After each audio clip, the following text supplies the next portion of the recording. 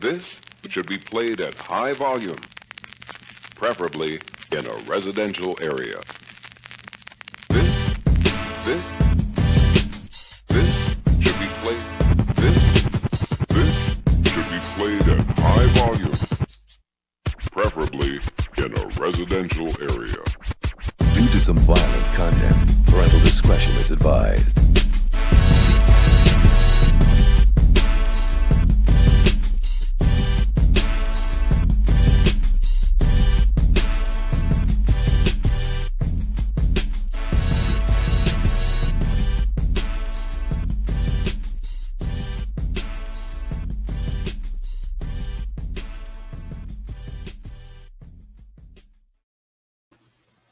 Shalom, Salama, Siyemi, Shalom, family abroad. What's happening there, Sean Shay? Good to see you. Good evening, Yasharel. Good to see you. All right, so tonight, for the first time, we are streaming live on YouTube and Coonbook. Goodness. All praise to the Most High Yah for what everybody is. A couple people here and there have been sewing into the channel. Sister will be back in just a moment. She's been having some connectivity issues, but yeah. Oh, let me go ahead and turn down my notifications and things too on my phone. That's why that's going to be a little bothersome. But yeah, thanks to the family, I went ahead and decided to go ahead and get the little basic membership on here, so that way we can stream to both locations, Facebook and YouTube, and so that way everybody, more people, can get a chance to hear this reading and hear these scriptures and things. But yeah, all praise to the Most High God. Definitely thank you, family, everybody that's been contributing so far. But yeah, definitely say what's up, family. Go ahead, bro. What's up? What's up? What's up? Shalom Israel, Shalom Israel. I'm ready for the read, man. Look, I need it today. Look, I'm ready to get into it, Brother Rouse. Oh man, I'm ready to get into it too. I'm waiting on Sis to get back because I know she's having some connectivity issues and things. But I definitely want to go ahead and I really want to get into this reading because you already know what time it is. Right. There's two main key events that's getting ready to go down in these coming up scriptures, and they are really important. You know what I'm saying? So, shalom to you always. Salam, my big brother, Larry Carnell Bryce. Shalom to you always, Ike. Oh, man. Let me see here. All these notifications here. Go ahead and clear some of these out the way.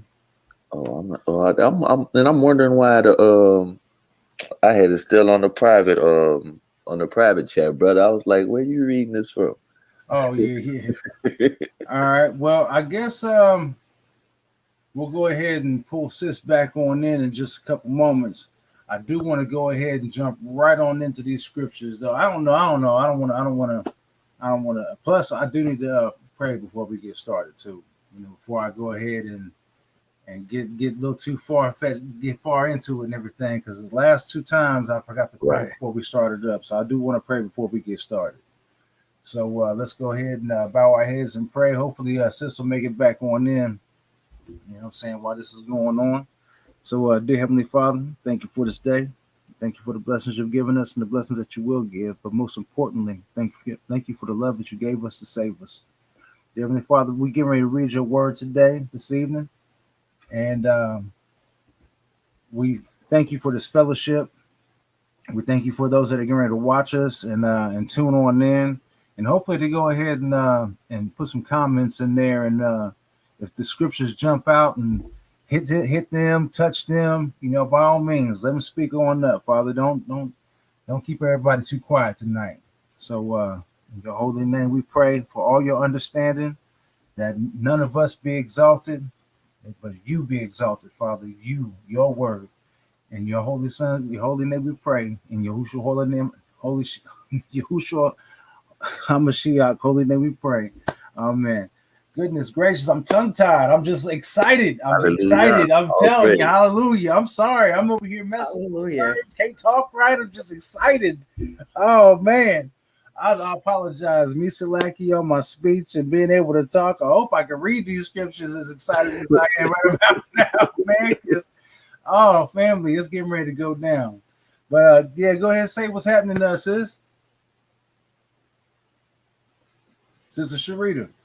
Shalom, family. I am so sorry I'm entering a little bit late this evening, but I am excited to be here as usual. I think we got a lot of good stuff coming our way tonight. Uh, we've read a little bit of the stuff that we're about to read tonight, but I've heard from on a few other channels. I think was it Issachar? Shout out to Issachar's channel. He was talking about, kind of the stuff that gets further off into Jasher and how much more in depth and kind of exciting this stuff is. So I'm ready. Definitely, definitely, definitely. Especially these chapters, especially these ones. Oh, intricate stuff right here. So, without any further ado, let me go ahead and hit the screen share. Let's see here. Yeah, there we go. And let me make sure I get this blowed up a little bit bigger. Let's see here.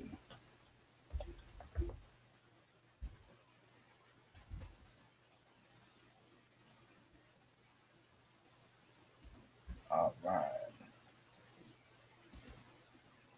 Go ahead and make it full screen. There we go. All right. So, just a little recap into what we just got done reading back these last couple chapters here. Right about now, we're at the spot where Joseph has just gotten released from jail, from the house of confinement, after 12 years locked up in there. And he properly interpreted the dream for Pharaoh about the 7 years of feast and 7 years of famine. And so, after this proper interpretation of Pharaoh's dream, and by the decree of Pharaoh's wise men, Joseph was made second command. And so he had advised everybody to store all their corn, all their goods in their storehouses and things like that, and told them how to store it up. Well, they ended up doing that, but when they went to go check the storehouses, when it came time for the famine, it was ridden with vermin, not fit to eat. So the only one in the whole land so far that is even talking about that had good corn to sell was Joseph. So Joseph was the only one that had good corn stored up because of the way he stored it. I guess the scriptures say that he ended up keeping some of the dirt, keeping a good amount of the dirt on the ends of the roots. We go ahead and see if we can get to that part in the story. Just for, let's see here. By corn, failed over them.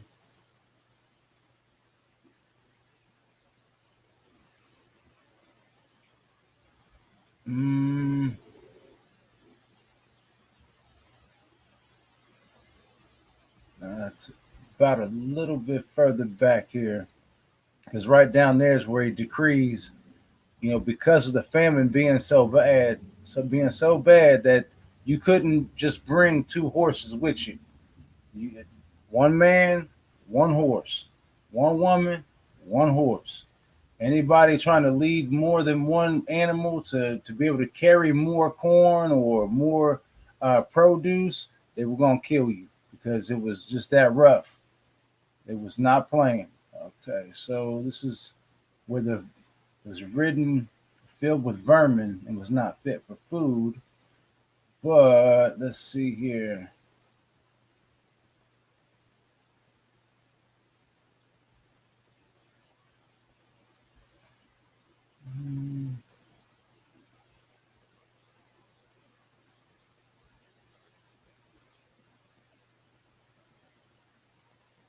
It's spoken of really, really brief when it's talking about how Joseph stored his corn.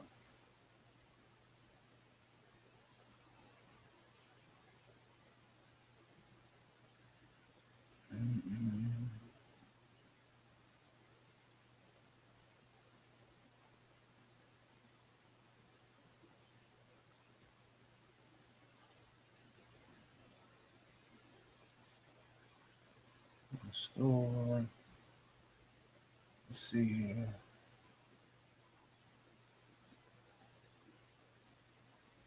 If my memory was better, I'm telling you what. I got a really good memory, but on the actual verse, I'm Misabaki. Yeah, it's definitely back up further. I want to go ahead and get jumping on into where we're at right now. I want to hold everybody up. But before we do progress further, Joseph had also commanded officers to start taking names as well and who their fathers are for people because he knew that with this famine going on, his brothers are going to be coming on the way up into Egypt. And right here is where it says, any man leading 2 or 3 beasts shall die, or a man shall lead his own beast. And then Joseph placed sentence at the gate of Egypt and commanded them, saying, any person may come to buy corn. Suffer him not to enter until his name and the name of his father and the name of his father's father be written down. And whatever is written by day, send their names unto me in the evening, that I may know their names. And Joseph placed officers throughout the land of Egypt, and he commanded them to do all these things. And Joseph did all these things and made these statutes in order that he might know when his brethren should come to Egypt to buy corn. So that's right about where we left off. And now, here we go. So the book of Jasher, chapter 51. And Jacob, afterward, hearing that there was corn in Egypt, he called unto his sons to go to Egypt to buy corn. For upon them also did the famine prevail. And he called unto his sons, saying, behold, I hear there is corn in Egypt, and all the people of the earth go there to purchase. Now, therefore, why will you show yourselves satisfied before the whole earth? Go you also down to Egypt and buy us a little corn amongst those that come there, that we may not die.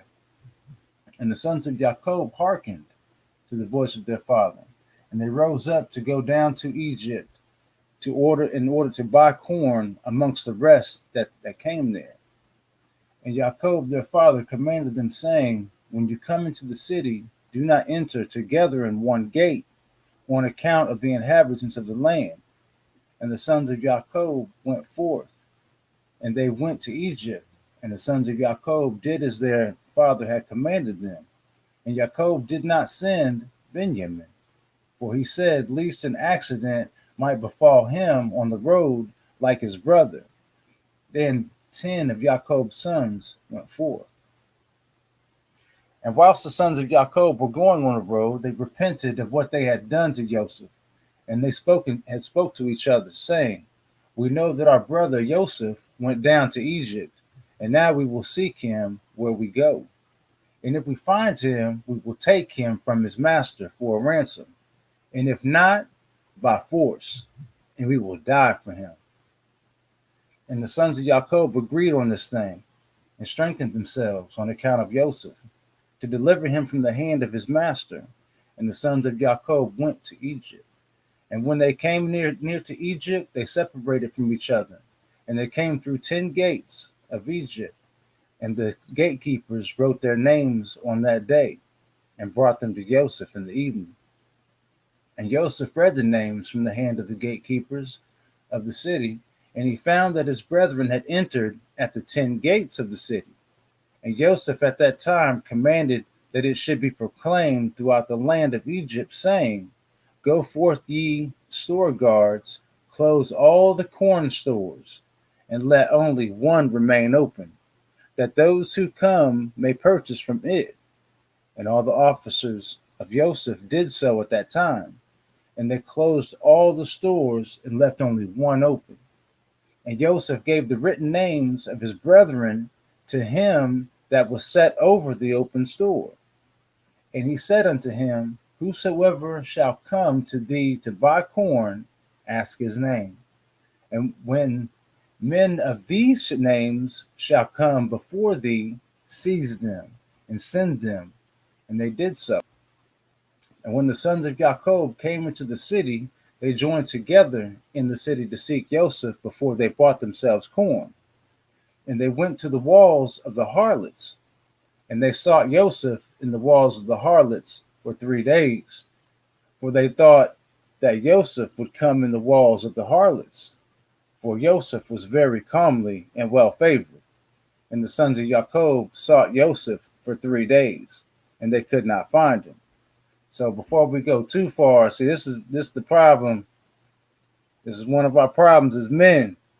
They was looking for their brother in the house of harlots, and they was stuck in the house of harlots for 3 days looking for their brother, or in the house going to either that, or there was just that many of those houses of harlots all throughout Egypt, to where they had that many to search through because they felt that their brother would have been sold amongst those types of slaves, since he said he was comely and well favored and things like that. So it was either one of the two. Now, I'd like to give them the benefit of the doubt and just saying that there was just that many of them types of establishments. But after, I don't know. I've never been to Egypt, so I can't sit here and say how many, and I wasn't there. But we got this problem, fellas. And the scriptures kind of pointed it out to us. And the man who was set over the open store sought for those names, in which Joseph had given him, and he did not find them.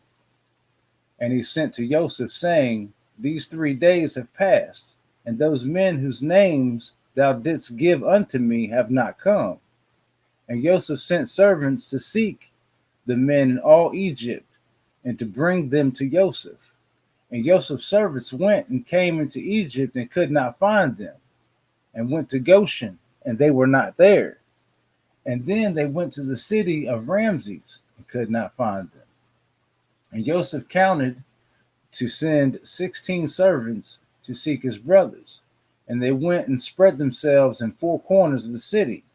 And 4 of the servants went into the house of harlots, and they found the 10 men there seeking their brother. For those 4 men took them and brought them before him. And they bowed down to him to the ground. And Joseph was sitting upon his throne in his temple, clothed with princely garments, and upon his head was a large crown of gold. And all the mighty men were sitting around him. And the sons of Jacob saw Joseph, and his figure and comeliness and dignity of countenance seemed wonderful in their eyes.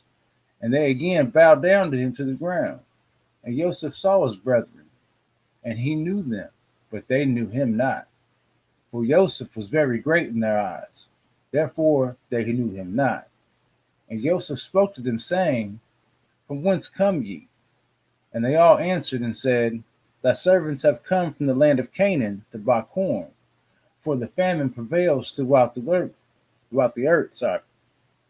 And thy servants heard that there was corn in Egypt.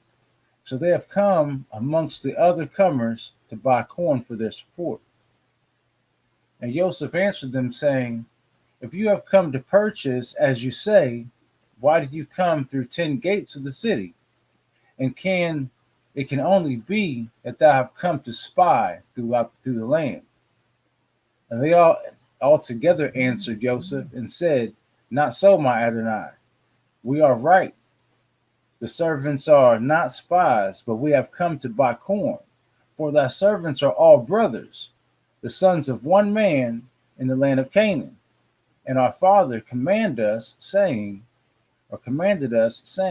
when you come to the city, do not enter together at one gate on account of the inhabitants of the land. And Joseph again answered them and said, That is the thing which I spoke unto you. You have come to spy through the land. Therefore you all came through 10 gates of the city. You have come to see the nakedness of the land. Surely everyone that cometh to buy corn goeth his way, and you are already 3 days in the land. And what do you do in the walls of harlots, in which you have been for these 3 days? Surely spies do like unto these things. And they said unto Joseph, Far be it from our Adonai to speak thus, for we are 12 brothers, the sons of our father Jacob, in the land of Canaan, the son of Yishak, the son of Abraham, the Hebrew. And behold, the youngest is with our father this day in the land of Canaan, and one is not, for he was lost from us, and we thought perhaps he might be in this land. So we are seeking him throughout the land, and we have come even to the houses of harlots to seek him there. And Joseph said unto them, Have you then sought him throughout the earth? And there only remained Egypt for you to seek him in? And what also should your brother do in the house of harlots, although he were in Egypt? Have you not said that you are from the sons of Yishak, the son of Abraham? And what shall the sons of Jacob do then in the house of harlots? And they said unto him, Because we heard that Ishmaelites stole him from us, and that it was told unto us that they sold him in Egypt. And thy servant, our brother, is very comely and well favored. So we thought he would surely be in the houses of harlots. Therefore thy servants went there to seek him and give ransom for him. And Joseph still answered them, saying, Surely you speak falsely and utter lies, to say of yourselves that you are the sons of Abraham. As Pharaoh liveth, you are spies. Therefore have you come to the houses of harlots, that you should not be known? And Joseph said unto them, And now if you find him, and his master requireth of you a great price, will you give it for him? And they said, It shall be given. And he said unto them, And if his master will not consent to part with him for a great price, what will you do unto him on his account? And they answered him, saying, If he will not give him unto us, we will slay him and take our brother and go away. And Joseph said unto them, That this thing which I have spoken to you, you are spies, for you are come to slay the inhabitants of the land. For we heard that 2 of your brethren smote all the inhabitants of Shechem in the land of Canaan on account of just your sister, or of your sister, and you now come to do the like in Egypt on account of your brother. Only hereby shall I know that you are true men, if you will send home one from amongst you to fetch your youngest brother from your father, and to bring him here unto me. And by doing this thing, I will know that you are right. And Joseph called to 70 of his mighty men, and he said unto them, Take these men and bring them into the ward. And the mighty men took the 10 men, and they laid hold of them and put them into the ward. And they were in the ward 3 days. And on the 3rd day Joseph had them brought out of the ward. And he said unto them, Do this for yourselves, if you be true men, so that you may live. One of your brethren shall be confined in the ward whilst you go, and take home the corn for your household to the land of Canaan, and fetch your youngest brother, and bring him here unto me, that I may know that you are true men when you do this thing. And Joseph went out from them, and came unto the chamber, and wept a great weeping, for his pity was excited for them. And he washed his face, and returned to them again. And he took Simeon from them, and ordered him to be bound. But Simeon was not willing to be done so, for he was a very powerful man, and they could not bind him. And Joseph called unto his mighty men, and 70 valiant men came from before him with drawn swords in their hands, and the sons of Jacob were terrified at them. And Joseph said unto them, Seize this man, and confine him in prison until his brethren come to him. And Joseph's valiant men hastened, and they all laid hold of Simeon to bind him. And Simeon gave a loud and terrible shriek, and the cry was heard at a distance. And all the valiant men of Joseph were terrified at the sound of the shriek, that they fell upon their faces, and they were greatly afraid and fled. And all the men that were with Joseph fled, for they were greatly afraid of their lives. And only Joseph and Manasseh his son remained there. And Manasseh the son of Joseph saw the strength of Simeon, and he was exceedingly wroth. And Manasseh the son of Joseph rose up to Simeon, and Manasseh smote Simeon a heavy blow with his fist against the back of his neck, and Simeon was stilled of his rage. And Manasseh laid hold of Simeon, and he seized him violently, and he bound him, and he brought him into the house of confinement. And all the sons of Jacob were astonished at the act of the youth. And Simeon said unto his brethren, None of you must say that this is the smiting of an Egyptian, but this is the smiting of the house of my father. And after this, Joseph ordered him to be called, who was set over the storehouse, to fill their sacks with corn as much as they could carry, to restore every man's money into his sack, and to give them provisions for the road. And thus did he unto them. So real quick, family, not only is he doing the, I remember this study right here. So I don't want to try to outdo anybody that's done these scriptures before. That's not what I'm trying to do at all. I do know that Brother Thoughts Camera Action had done a really, really great study on the Testament of Joseph, and these scriptures were in it. So I'm not going to try to one up that man. That brother did an awesome job at his breakdown on some of these things. But I guess I probably should go ahead and bring out some of the things that were, that are right there that are important. Something that, Simeon was so strong that they was afraid of him. These Egyptians. They tried to lay hands to him, and it wasn't happening like that. And so he gave out this loud, like thunderous shriek type roar thing, and it scared all of the Egyptians. And the only one there was Manasseh and Joseph. And so Manasseh came up out of nowhere, and essentially, he sucker punched him. He, balled up his fist and hit him on the back of the neck. So daggone hard, in fact, though, that Simeon knew the strength of this kind of blow. He could tell that this wasn't just any old body from the strength. He knew that this is what TCA said as well, and it makes good sense, So like I said, I ain't trying to outdo anybody over these scriptures, but he could tell that by the strength of that blow, that you must not say that this is the smiting of an Egyptian, but this is the smiting of the house of my father. So what I'm saying? That's like if you boxing one of your cousins or whatever from back in the day, and you get hit with a good crispy one, like, that's why you my cuz.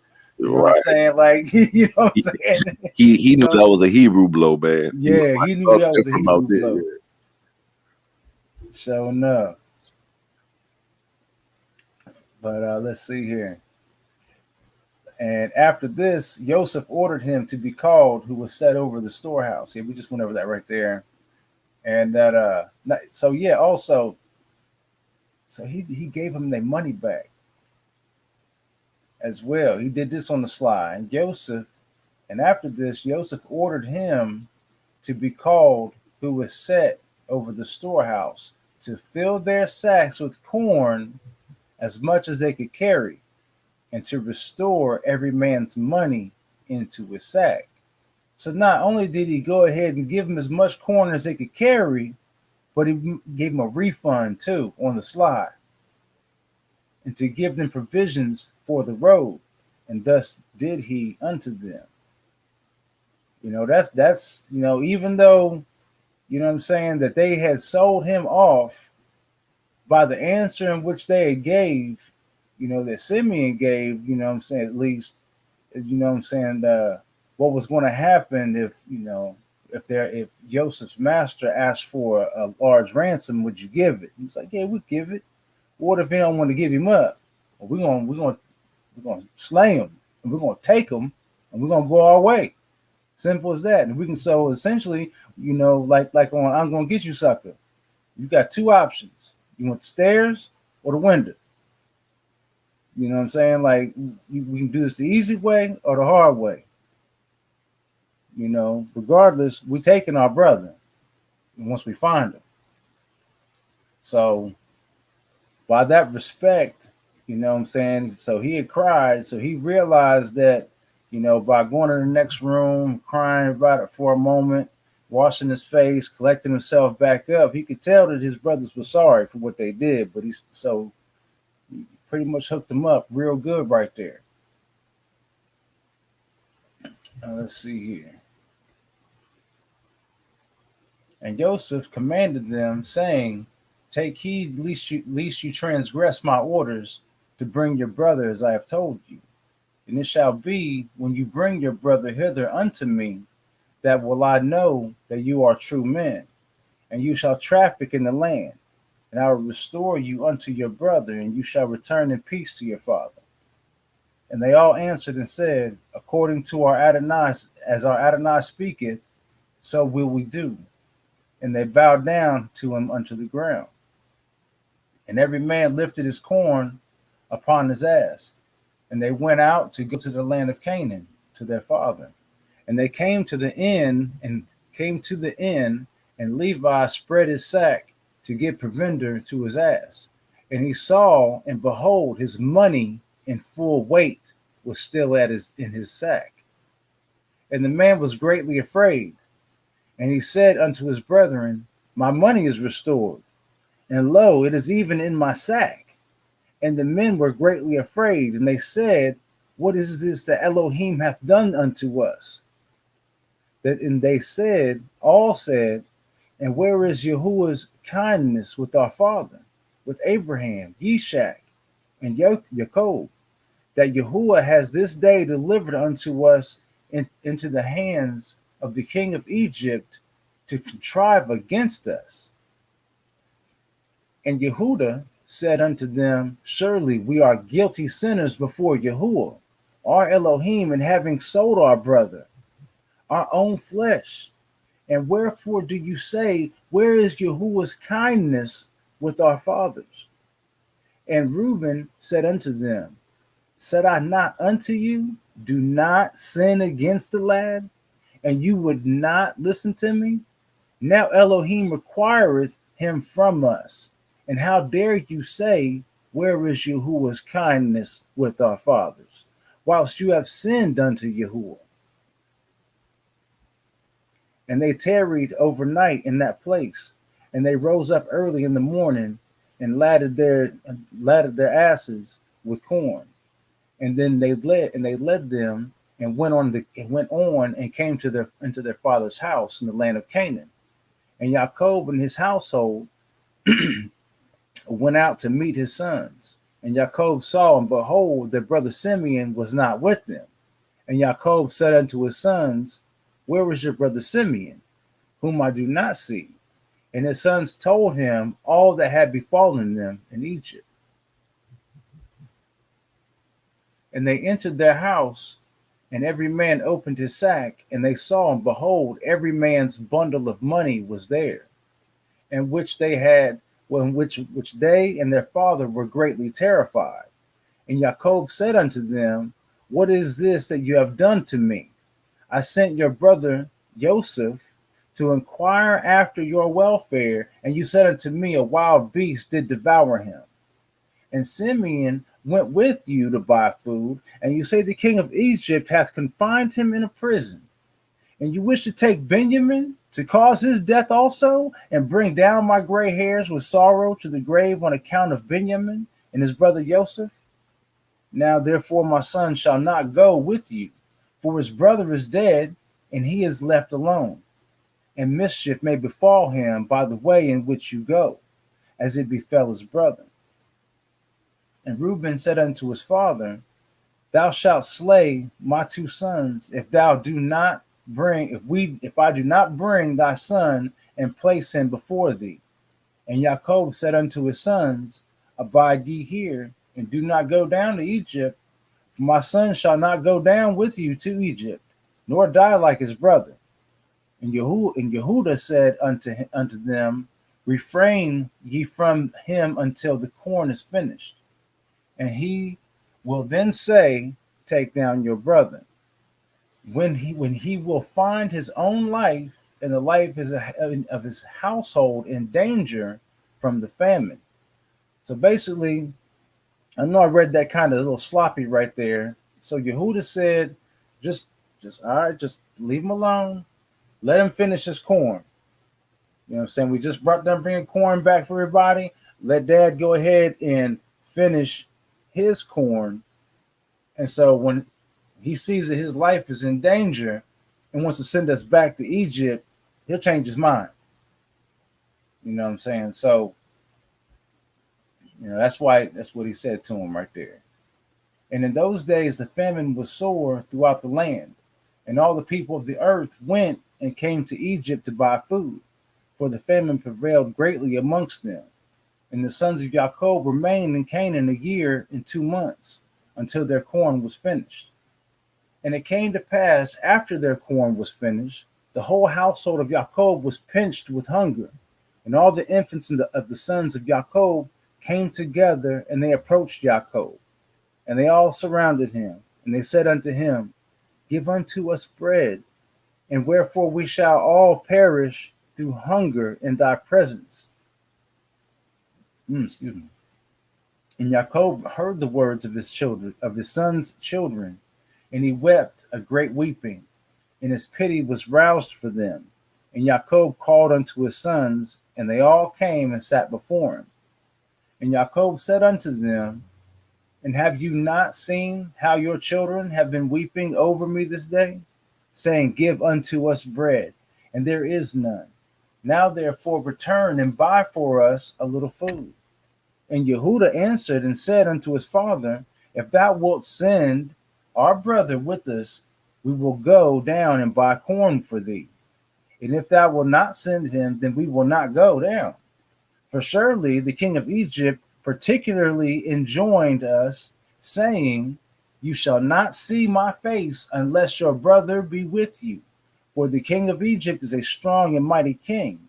And behold, if we shall go to him without our brother, we shall all be put to death. And dost thou not know, and hast thou not heard, that this king is very powerful and wise? And there is not like unto him in all the earth? Behold, we have seen all the kings of the earth, and we have not seen one like that king. The king of Egypt, surely amongst all the kings of the earth, there is none greater. Then Abimelech, king of the Philistines, yet the king of Egypt is greater and mightier than he, and Abimelech can only be compared to one of his officers.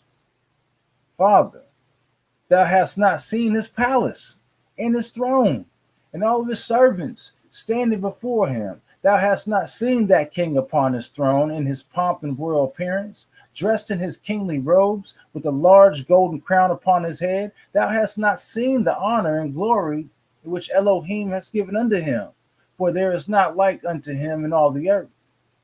Father, thou hast not seen the wisdom, the understanding and knowledge which Elohim has given in his heart, nor heard his sweet voice when he spoke unto us.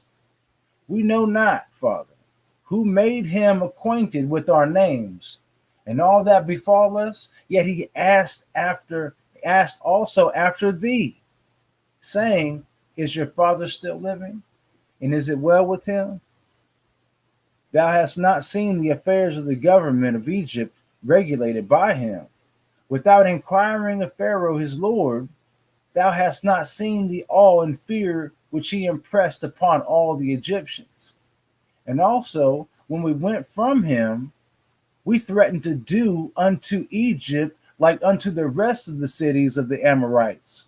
And we were exceedingly wroth against all his words which he spoke concerning us as spies. And now when we shall again come before him, his terror will fall upon us all. And not one of us will be able to speak to him either a little or a great thing. Now therefore, Father, send, we pray thee, the lad with us, and we will go down and buy thee food for our support, and not die through hunger. And Jacob said, why have you dwelt so ill with me to tell the king you had a brother? What is this thing that you have done unto me?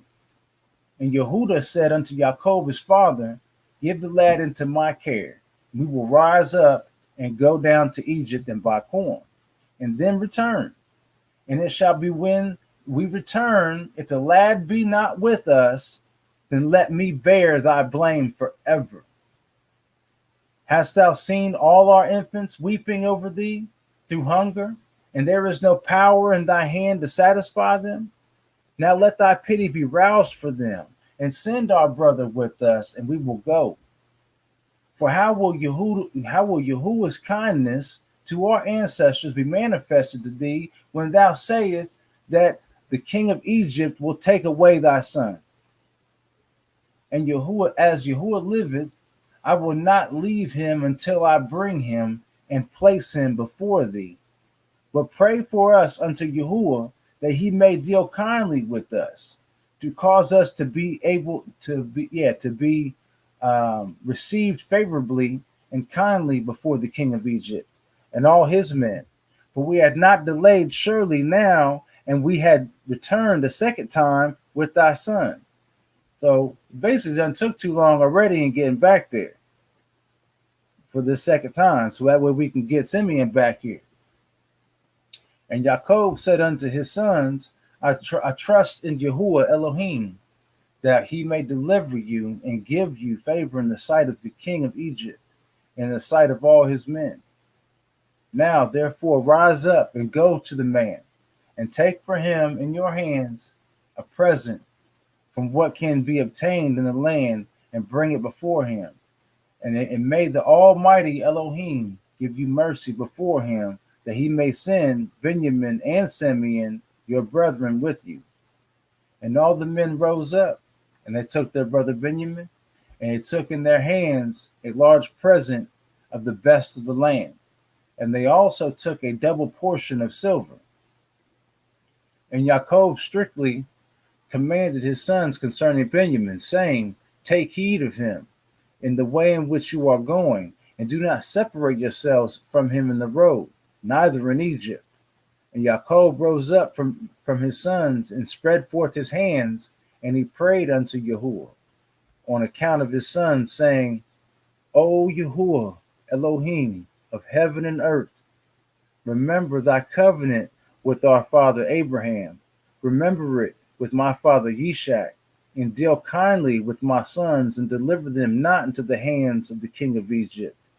Do what I pray thee, O Elohim, for the sake of thy mercies, and redeem all my children, and rescue them from the Egyptian power, and send them their two brothers. And all the wives of the sons of Jacob and their children lifted up their eyes to heaven, and they all wept before Yahuwah, and cried unto him to deliver their fathers from the hand of the king of Egypt. And Jacob wrote a record to the king of Egypt, and gave it into the hand of Yehuda, and into the hands of his sons for the king of Egypt, saying, from thy servants Jacob, the son of Yishak, son of Abraham, the Hebrew, the prince of Elohim, to the powerful and wise king, the revealer of secrets, king of Egypt, greeting. Be it known to my Adonai, the king of Egypt, the famine was sore upon us in the land of Canaan. And I sent my sons to thee to buy us a little food from thee for our support. For my sons surrounded me, and I being very old, cannot see with my eyes, for my eyes have become very heavy through age, as well as the daily weeping for my son, for Joseph, who was lost from before me. And I commanded my sons that they should not enter the gates of the city when they came to Egypt on account of the inhabitants of the land. And I also commanded them to go about Egypt to seek for my son Joseph. Perhaps they might find him there. And they did so. And thou didst consider them as spies of the land. We have not heard concerning thee that thou didst interpret Pharaoh's dream and didst speak truly unto him. How then dost thou not know in thy wisdom whether my sons are spies or not? Now, therefore, my Adonai King, behold, I have sent my son before thee, as thou didst speak unto my sons. And I beseech thee to put thy eyes upon him until he is returned to me in peace with his brethren. And for dost thou not know, or hast thou not heard that which our Elohim did unto Pharaoh when he took my mother Sarah, and what he did unto Abimelech, king of the Philistines, on account of her, and also what our father Abraham did unto the 9 kings of Elam, how he smote them all with a few men that were with him, and also what my 2 sons, Simeon and Levi, did unto the 8 cities of the Amorites, how they destroyed them on account of their sister Dinah. And also on account of their brother Benjamin, they consoled themselves for the loss of his brother Joseph. What will they do for him when they see the hand of any people prevailing over them for his sake? Dost thou not know, O king of Egypt, the power of Elohim is with us, and that also Elohim ever heareth our prayers and forsake us not all the days? And when my sons told me of thy dealings with them, I called not unto Yahuwah on account of thee, for then thou wouldest have perished with thy men before my son Benjamin came before thee. But I thought that as Simeon my son was in thy house, perhaps thou mightest deal kindly with him. Therefore I did not this thing unto thee. Now therefore, behold, Benjamin my son cometh unto thee with my sons. Take heed of him, and put thy eyes upon him, and then will Elohim place his eyes over thee and throughout thy kingdom. Now I have told thee all that is in my heart, and behold, my sons are coming to thee with their brother. Examine the face of the whole earth for their sake, and send them back in peace with their brethren. And Jacob gave the record to his sons into the care of Yehuda to give unto the king of Egypt. So before we go on, family, if y'all did not peep the threats, if y'all did not peep what Jacob sent to the king of Egypt, not knowing that this was his son, not knowing this is Joseph, but Jacob obviously peeped something out, with this king of Egypt, and he said, let's see here, right here.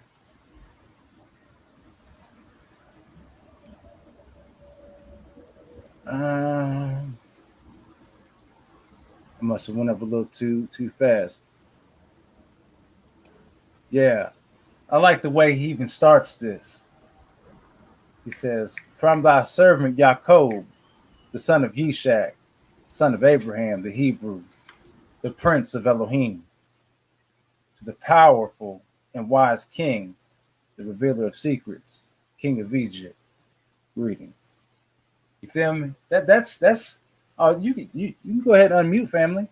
I was just talking about that part right there, right quick. I know I want some of y'all's dialogue with some of these things right here. Just the professionalism of declaring, himself, the son of Yishak, the son of Abraham, the Hebrew, the Prince of Elohim.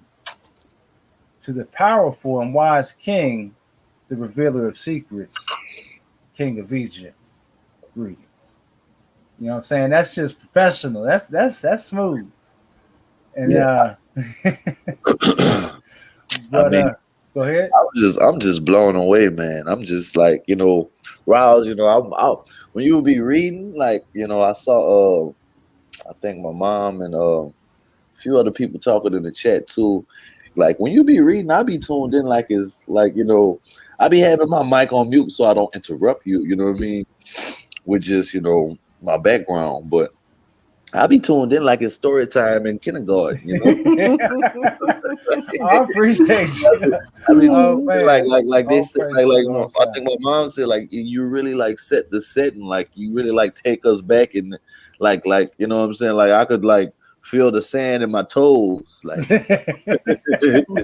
All praise to the Most High Yah. All praise to the Most High Praise. Yah. Yeah, this part right here. He said, "We have not." This is that part where Jacob peeped game about the king of Egypt, but he kind of asked a good question. He said, "We have not heard concerning thee that thou didst interpret Pharaoh's dream. So we ain't heard of you and your wisdom, and you did speak truly unto him. How then do you not know in thy wisdom whether my sons are spies or not?" Mm. He said, "If you can interpret dreams, how come you can't tell my sons ain't spies?" Right. There's that. I mean, there's a couple things all within this letter. This how he starts off all nice and professional, like greetings, brother. You know what I'm saying? You could be the king of Egypt, but us on this side, we the prince of Elohim.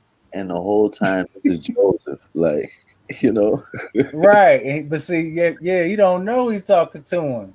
But then They once two family members trying to outdo one another. right. kinda, And Joseph did 2-piece deal, you know what I mean? Like send them back with a with a story to tell, and now they got Jacob all worked up, you know what I mean? Like, yeah, because if you peep game, he sent them there to buy corn. If you went there to buy the corn, how come you got all this corn and you still got all your money? We ain't thieves up in this house. Mm-hmm. You feel me? So that's why Jacob went to tripping like, what is this thing you've done to me? I sent you there to buy corn. You come back with all your money still. right. We ain't thieves up in here. Right. I think Jacob is like at this point to where it's like, I send y'all somewhere, y'all always come back, like, like It always be some problems. honestly, that's kind of how my mom used to be with me and my little brother. I sent y'all to one place to do one thing, and y'all come back with this, like I mean, it's just so much stuff like Rouse. Like I'm really like at story time, like right now. Like you just be like, I'm just like, cause I'm like living in it, you know what I mean? I'm like living in it, and it's just like, man, like you can see so many parallels, kind of even with us to this day. You know what I'm saying? Like, we don't do nothing. We always come back with a story. Like it's a way a Hebrew tell a story, and there's a way sometimes we be listening to our folk. Yeah, I got to come back here and put some of these comments up on the screen. Right, because I appreciate the love, family. And right here, Aki, Larry Carnell Bryce, totally story time, enjoying it. And then, saying story time, Ross. I appreciate y'all. I love y'all so much. I appreciate y'all. All praise to the Most High Yah for this gift that I got through punishment. The gift to be able to read real well. I got it from punishment. Stuck in my room, can't go nowhere, type of thing. But yeah, Jacob right here, Sister Sheila Jackson. Yeah, Jacob was straight up bold and checking the king.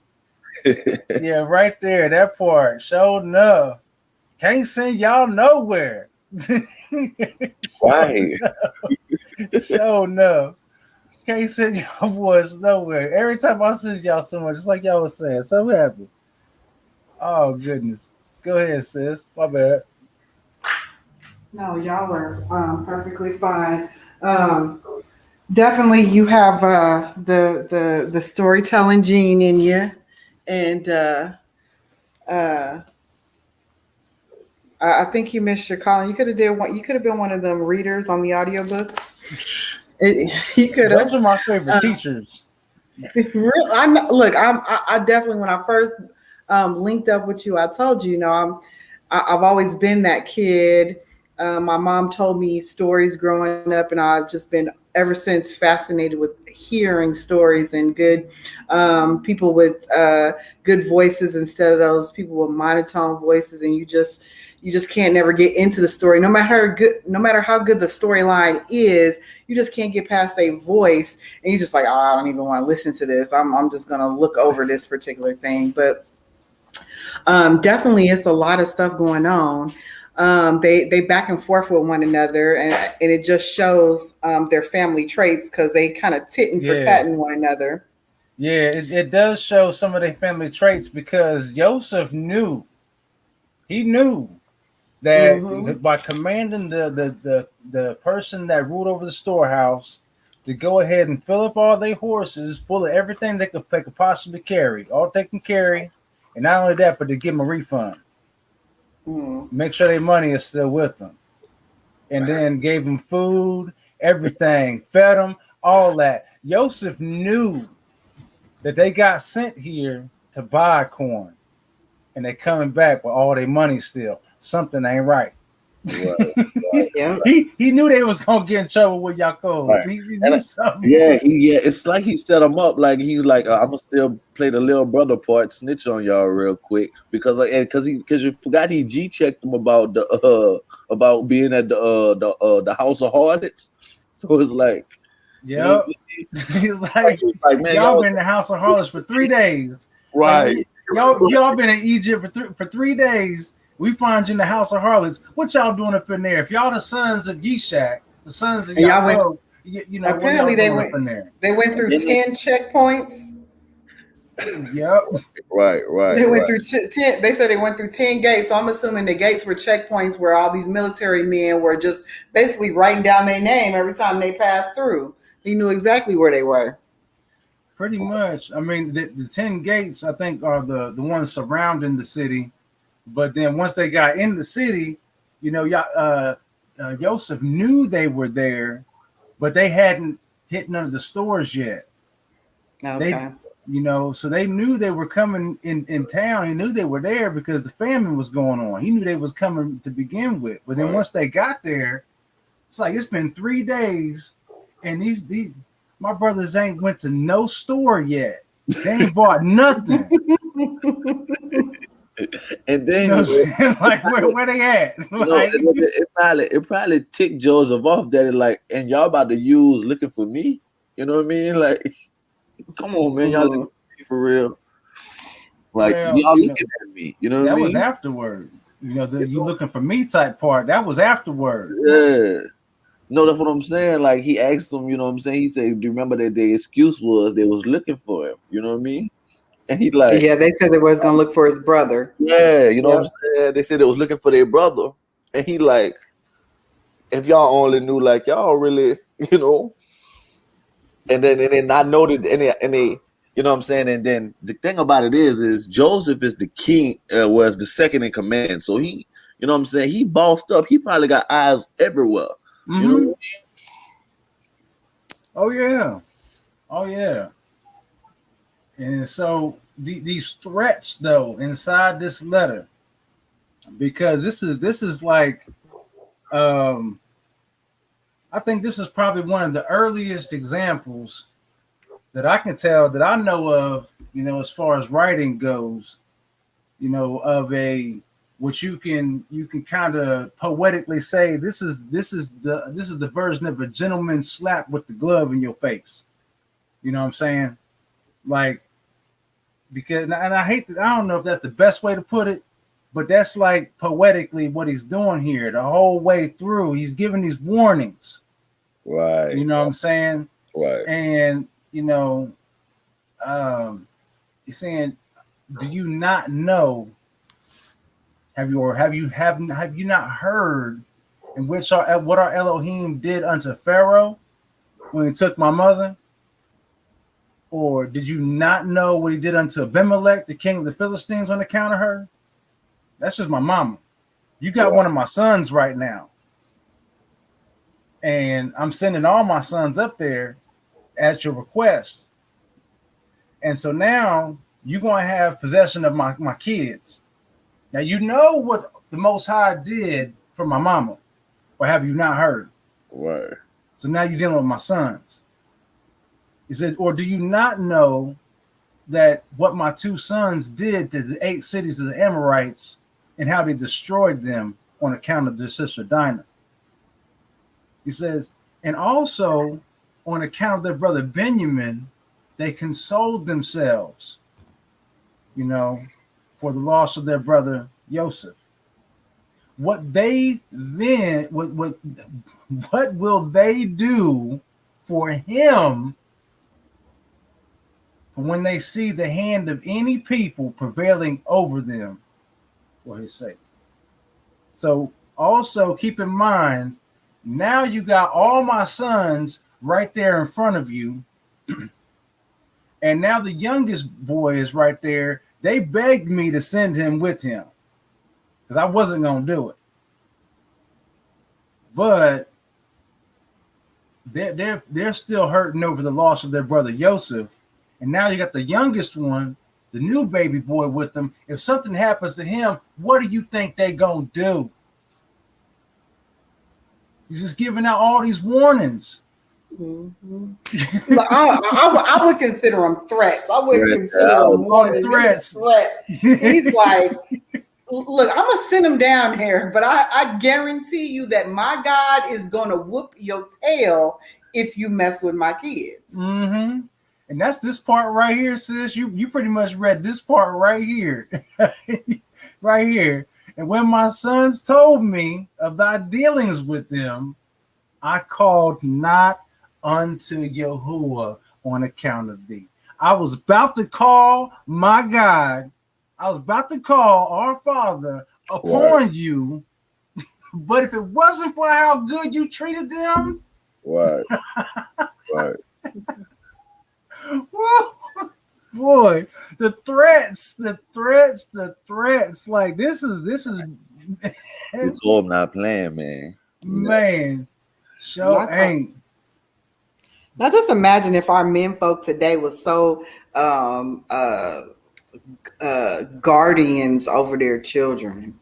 We don't have that. Now, don't get me wrong, there are some dads out there doing the doggone thing, but a lot of them, they leave their kids in the hands of the wife or into the custody of people that they don't even know. Now just imagine if we had all these dads that really rallied around their children when something popped off, that they was there in the midst of it, whether it was at the schoolhouse or at the park or in their neighborhood, how differently things would look if we have that that manliness, that leadership, that sense of pride with our children.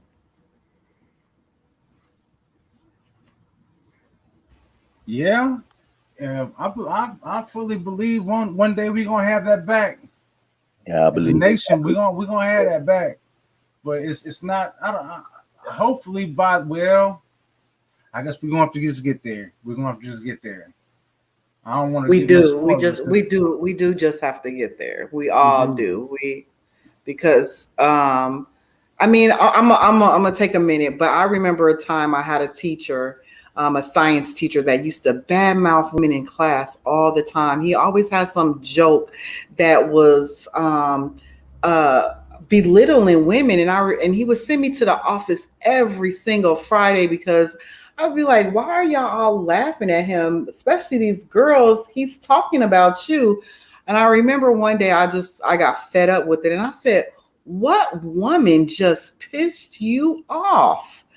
And I went into a rant. He tape recorded me, and this happened over several months. And I would come home and tell my dad about it all the time. And I didn't really think he was listening. And one day I got suspended. I got suspended for a week. And I came home and I told my dad. He didn't say nothing. He got me up the next morning and took me to school. And he went and he talked to this he let the teacher talk. And the teacher told him all the bad things that I was doing. He showed him the recording and all this other kind of stuff. And then my dad politely told him, he said, if you ever talk to my daughter the way you've been talking to her and disrespecting the women in this classroom, the young girls in this classroom, I'm going to come up here and I'm going to whoop your butt. And I wanted to laugh. I'm young. Here I am, 16 years old, and my daddy just threatened to kick a teacher's butt. This is like all of our dreams. Your dad just stuck up for you in like the best way ever. And this teacher, he couldn't do nothing but stand there with his mouth open. Like, I can't believe this man just talked to me like this. And when my dad was done with him, he went down to the principal's office, talked to the principal's office. My dad regurgitated everything I had been telling him over the last couple of months. And I'm just sitting here in awe, like he was listening. He just thought that I would take care of it. And when I couldn't take care of it anymore, that's when he stepped in to make sure that everything went the way it was supposed to be. Needless to say, the principal asked me, so are you coming back to school today or are you coming back tomorrow? And I was like, I'll be here tomorrow. So yeah, it's a good thing when dads are there for kids. The little things here. I believe that too, right? This part. 42 years later, what I didn't see that. What did you put up there? You just took out too fast. I didn't say but either. Yeah. We gotta keep it clean though.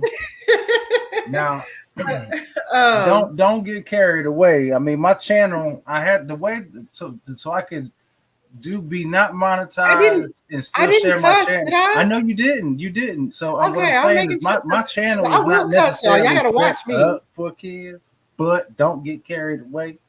Yeah. So I have a family show. You good, sis. Yeah. You but it's the little things that matter to kids. It's when you break a promise that you don't keep. That stuff. 42 years later, I mean, that's what I remember about my dad. Like, man, he was my superhero. Yeah, I clearly understand what you're saying because it's a different feel when we show up to school. My wife, she used to go up to the school a lot, do little stuff, and be all in the teacher face all the time. So it wasn't really nothing when she showed up when she had to, when it was an incident or something. But recently, you know what I'm saying? Well, not just recently, my little girl's in virtual now, you know what I mean? But when she was in school before this COVID and stuff, I was changing a lot of stuff I was doing, you know what I'm saying? So I was going up there a lot behind those holiday stuff. I didn't want her, I clearly told them, you know what I'm saying, that I didn't want my daughter celebrating holidays. But I would go up, I think I'd go up there, like, I think they didn't think I was serious at first, They would still try to sneak her little Halloween candies and stuff like that. And you know what I'm saying? Like they would say, no, she didn't celebrate it, but still give her a little baggie. You know what I mean? And one day I took the bag and I went up to the office and I was like, look, what a principal. Look, and since then, my little girl, now she's not in school anymore because of the COVID stuff, but ever since then, she has her own little, every time they doing little holiday stuff, Christmas, it don't matter what it is, she has her own little cubicle in the principal's office where she, doing her little thing, you know what I mean? Like they make sure that she don't attend nothing. She get a free day to eat some cheese pizza or something like that, but it took but my wife kept going up there but when I went up there, it was different. They stopped that. They stopped all that. I know what you're saying, though, sis. Yeah, when you get that testosterone and that bass in the same place, come on now.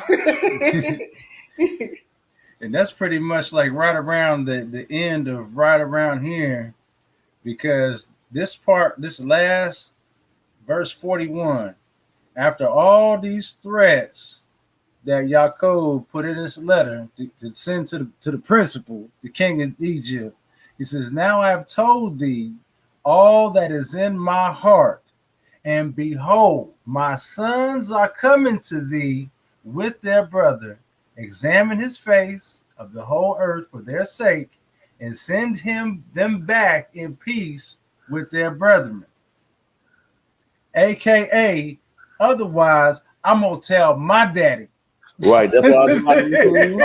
Yaakov about to tell his daddy. Like, when my sons, just like before, right up here, I didn't call unto Yahuwah on account of thee, but down here, number 4. So now I've told you all that's in my heart. So if you don't do this and send my sons back in peace with their brethren, I'm gonna call my daddy. Right. And you don't want no parts of him. Right. No parts. Not even a mention coming from dad. Oh goodness. All right, family. Let's go ahead and keep it moving though. All right. And the sons of Yaakov rose up and took Benjamin and the whole of the presents, and they went and came to Egypt, and they stood before Joseph. And Joseph beheld his brother Benjamin with them, and he saluted them. And these men came to Joseph's house, and Joseph commanded the superintendent of his house to give to his brethren to eat, and he did so unto them. And at noontime, Joseph sent for the men to come before him with Benjamin. And the men told the superintendent of Joseph's house concerning the silver that was returned in their sacks. And he said unto them, it will be well with you, fear not. And he brought their brother Simeon unto them. And Simeon said unto his brethren, Yahuwah of the Egyptians has acted very kindly unto me. He did not keep me bound, as you saw with your eyes. For when you went out from the city, he let me free and dealt kindly with me in his house. And Yehudah took Benjamin by the hand, and they came before Joseph, and they bowed down to the ground, bowed down to him to the ground. And the men gave the present unto Joseph, and they all sat before him. And Joseph said unto them, is it well with you?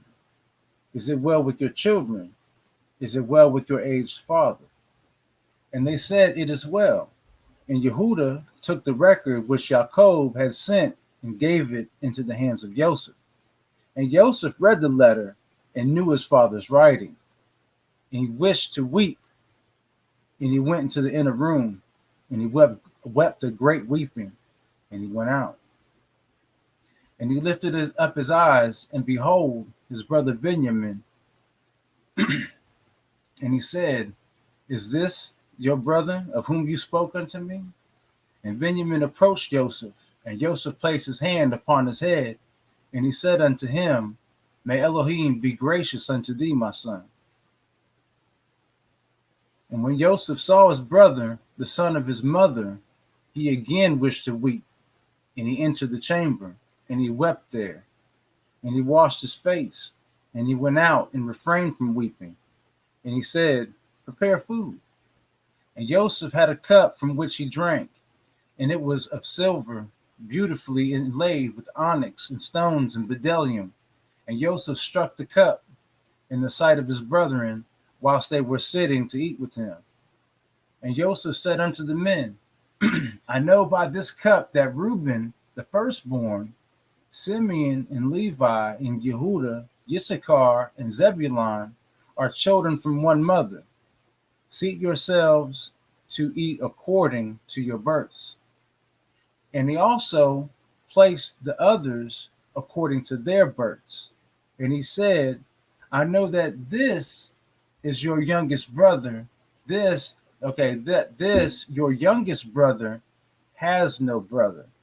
And I, like him, have no brother. He shall therefore sit down to eat with me. And Benjamin went up before Joseph and sat upon the throne. And the men beheld the acts of Joseph, and they were astonished at them. And the men ate and drank at that time with Joseph. And he then gave presents unto them.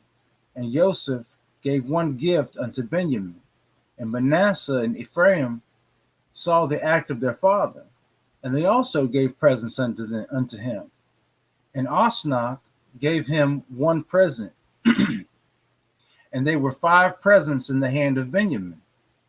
And Joseph brought them out wine to drink, and they would not drink. And they said, from the day in which Joseph was lost, we have not drunk wine, nor eaten any delicacies. And Joseph swore unto them, and he pressed them hard, and they drank plentifully with him on that day. And Joseph afterward turned to his brother Benjamin to speak with him. And Benjamin was still sitting upon the throne before Joseph. And Joseph said unto him, Hast thou begotten any children? And he said, Thy servant has 10 sons, and these are their names: Bela, Becher, Bakar, Ashbal, Gera, Naaman, Aki, Rosh, Mupim, Shupim, and Ord. And I called their names after my brother, whom I have not seen. And he ordered them to bring before him his map of the stars, whereby Joseph knew all the times. And Joseph said unto Benjamin, I have heard that the Hebrews are acquainted with all wisdom. Dost thou know anything of this? And Benjamin said, Thy servant is knowing also in all the wisdom which my father taught me. And Joseph said unto Benjamin, Look now at this instrument, and understand where thy brother Joseph is in Egypt, who you said went down to Egypt. And Benjamin beheld that instrument with the map of the stars of heaven, and he was wise, and looked therein to know where his brother was. And Benjamin divided the whole land of Egypt into 4 divisions. He found that he who was sitting upon the throne before him was his brother Joseph. And Benjamin wondered greatly. And when Joseph saw that his brother Benjamin was so much astonished, he said unto Benjamin, What hast thou seen? And why art thou astonished? And Benjamin said unto Joseph, I can see by this that Joseph my brother sitteth here with me upon the throne. And Joseph said unto him, I am Joseph thy brother. Reveal not this thing unto thy brethren. Behold, I will send thee with them when they go away, and I will command them to be brought back again into the city, and I will take thee away from them. And if they dare their lives and fight for thee, then shall I know that they have repented of what they did unto me. And I will make myself known to them. And if they forsake thee, when I take thee, then shalt thou remain with me. And I will wrangle with them, and they shall go away, and I will not become known to them. At that time, Joseph commanded his officers to fill their sacks with food, and to put each man's money into his sack, and to put the cup in the sack of Benjamin, and to give them provision for the road. And they did so unto them. And on the next day, the men rose up early in the morning, and they loaded their asses with their corn, and they went forth with Benjamin. And they went to the land of Canaan with their brother Benjamin. And they had not gone far from Egypt when Joseph had commanded him that was set over his house, saying, Rise, pursue these men before they get too far from Egypt, and say unto them, Why have you stolen my master's cup? And Joseph's officers rose up and reached them, and he spoke unto them all the words of Joseph. And when they heard this thing, they became exceedingly wroth. And they said, He with whom thy master's cup shall be thy master's cup shall be found, shall die. And when we also, or we will also become slaves. And they hastened, and each man brought down his sack from his ass. And they looked in their bags, and the cup was found in Benjamin's bag. And they all tore their garments, and they returned to the city, and they smote Benjamin in the road, continually smiting him until he came into the city, and they stood before Joseph. I could just see it right now. They on the way back on in, you know what I'm saying? They all got their Fred Sanford going on, slapping him upside the back of the head. You big dummy. Pat, pat, pat, pat. You know, just hitting him upside the back of the head, you know, taking turns, you know, hitting him upside the back of the head or something like that. You dummy, what you done did? You stealing from this man's table? Man, I can just see it right now. And Yehuda's anger was kindled. And he said, this man has only brought me back to destroy Egypt this day. And the men came to Joseph's house, and they found Joseph sitting upon his throne, and all the mighty men standing at his right and left. And Joseph said unto them, what is this act that you have done, that you took away my silver cup and went away? But I know that you took my cup in order to know thereby in what part of the land your brother was. And Yehuda said, what shall we say to our Adonai? What shall we speak, and how shall we justify ourselves? Elohim has this day found the iniquity of all thy servants. Therefore has he done this thing to us this day. And Joseph rose up and caught hold of Benjamin, and took him from his brethren with violence. And he came to the house and locked the door at them. And Joseph commanded him that was set over his house, that he should say unto them, thus saith the king, go in peace to your father. Behold, I have taken the man in whose hand my cup was found. And when Yehuda saw the dealings of Joseph with them, Yehuda approached him and broke open the door, and came with his brethren before Joseph.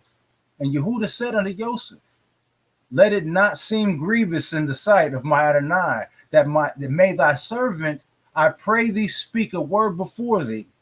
And Joseph said unto him, speak. And Yehuda spoke before Joseph, and his brethren were there standing before them. And Yehuda said unto Joseph, surely, when we first came to our Adonai to buy food, thou didst consider us as spies of the land, and we brought Benjamin before thee, and thou still makest sport of us this day. Now therefore let the king hear my words, and send, I pray thee, our brother, that he may go along with us to our father, lest thy soul perish this day with all the souls of the inhabitants of Egypt. Dost thou not know what two of my brethren, Simeon and Levi, did unto the city of Shechem, and unto 7 cities of the Amorites, on account of our sister Dinah, and also what they would do for the sake of their brother Benjamin? And I, with my strength, who am greater and mightier than both of them, come this day upon thee, and thy land, if thou art unwilling to send our brother. Hast thou not heard what our Elohim, who made choice of us, did to Pharaoh on account of Sarah, our mother, whom he took away from our father, that he smote him and his household with heavy plagues, that even unto this day the Egyptians relate this wonder to each other? So will our Elohim do unto thee on account of Benjamin, whom thou hast this day taken from his father, and on account of the evils which thou this day heapest over us in thy land. For Elohim will remember his covenant with our father Abraham, and bring evil upon thee, because thou hast grieved the soul of our father this day. Now therefore hear my words that I have this day spoken unto thee, and send our brother that he may go away, lest thou and the people of thy land die by the sword, for you cannot all prevail over me. And Joseph answered Yehuda, saying, why hast thou opened wide thy mouth? And why dost thou boast over us, saying strength is with thee? As Pharaoh liveth, if I command all my valiant men to fight with you, surely thou and these thy brethren will sink in the mire. And Yehuda said unto Joseph, surely it becometh thee and thy people to fear me. As Yahuwah liveth, if I once draw my sword, I shall not sheath it again until I shall this day have slain all Egypt. And I will commence with thee and finish with Pharaoh thy master. And Joseph answered and said unto him, surely strength belongeth not alone to thee. I am stronger and mightier than thou. Surely if thou drawest thy sword, I will put it to thy neck and the necks of all thy brethren. And Yehuda said unto him, surely if I this day open my mouth against thee, I would swallow thee up, that thou be destroyed from off the earth, and perish this day from thy kingdom. And Joseph said, surely if thou openest thy mouth, I have the power and might to close thy mouth with a stone, until thou shalt not be able to utter a word. See how many stones are before us? Truly I can take a stone and force it into thy mouth and break thy jaws. And Yehuda said, Elohim is witness between us, that we have not hitherto desired to battle with thee. Only give us our brother, and we will go from thee.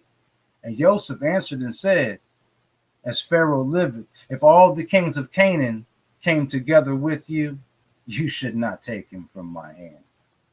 Now therefore go your way to your father, and your brother shall be unto me for a slave. For he was robbed the king's house, for he has robbed the king's house. And Yehuda said, what is it to thee, or to the character of the king? Surely the king sendeth forth from his house throughout the land silver and gold, either in gifts or expenses. And thou still talkest about thy cup, which thou did place in our brother's bag, and say that he has stolen it from thee. Elohim forbid that our brother Benjamin or any of the seed of Abraham should do this thing to steal from thee, or from anyone else, whether king, prince, or any man. Now therefore cease this accusation, lest the whole earth hear thy words, saying, for a little silver the king of Egypt wrangled with the men, and he accused them and took their brother for a slave. And Joseph answered and said, take unto you this cup, and go from me. Leave your brother for a slave, for it is the judgment of a thief to be a slave. And Yehuda said, why art thou not ashamed of thy words, to leave our brethren and take thy cup? Surely if thou give us thy cup, or 1,000 times as much, we will not leave our brother for the silver which is found in the hand of any man, that we will not die over him. And Joseph answered, and why did you forsake your brother and sell him for 20 pieces of silver unto this day? And why then will you not do the same to this your brother? And Yehuda said, Yahuwah is witness between me and thee, that we desire not thy battles. Now therefore give us our brother, and we will go from thee without quarreling. And Joseph answered and said, if all the kings of the land should assemble, they will not be able to take your brother from my hand. And Yehuda said, what shall we say unto our father, when he seeth that our brother cometh not with us, and will grieve over him? And Joseph answered and said, this is the thing that which you shall tell unto your father, saying, the rope has gone after the bucket. And Yehuda said, surely thou art a king, and why speakest thou these things, giving a false judgment? Woe unto the king who is like unto thee. And Joseph answered and said, there is no false judgment in the word that I spoke on account of your brother Joseph. For all of you sold him to the Midianites for 20 pieces of silver, and you all denied it to your father. And you said unto him, an evil beast has devoured him. Joseph has been torn to pieces.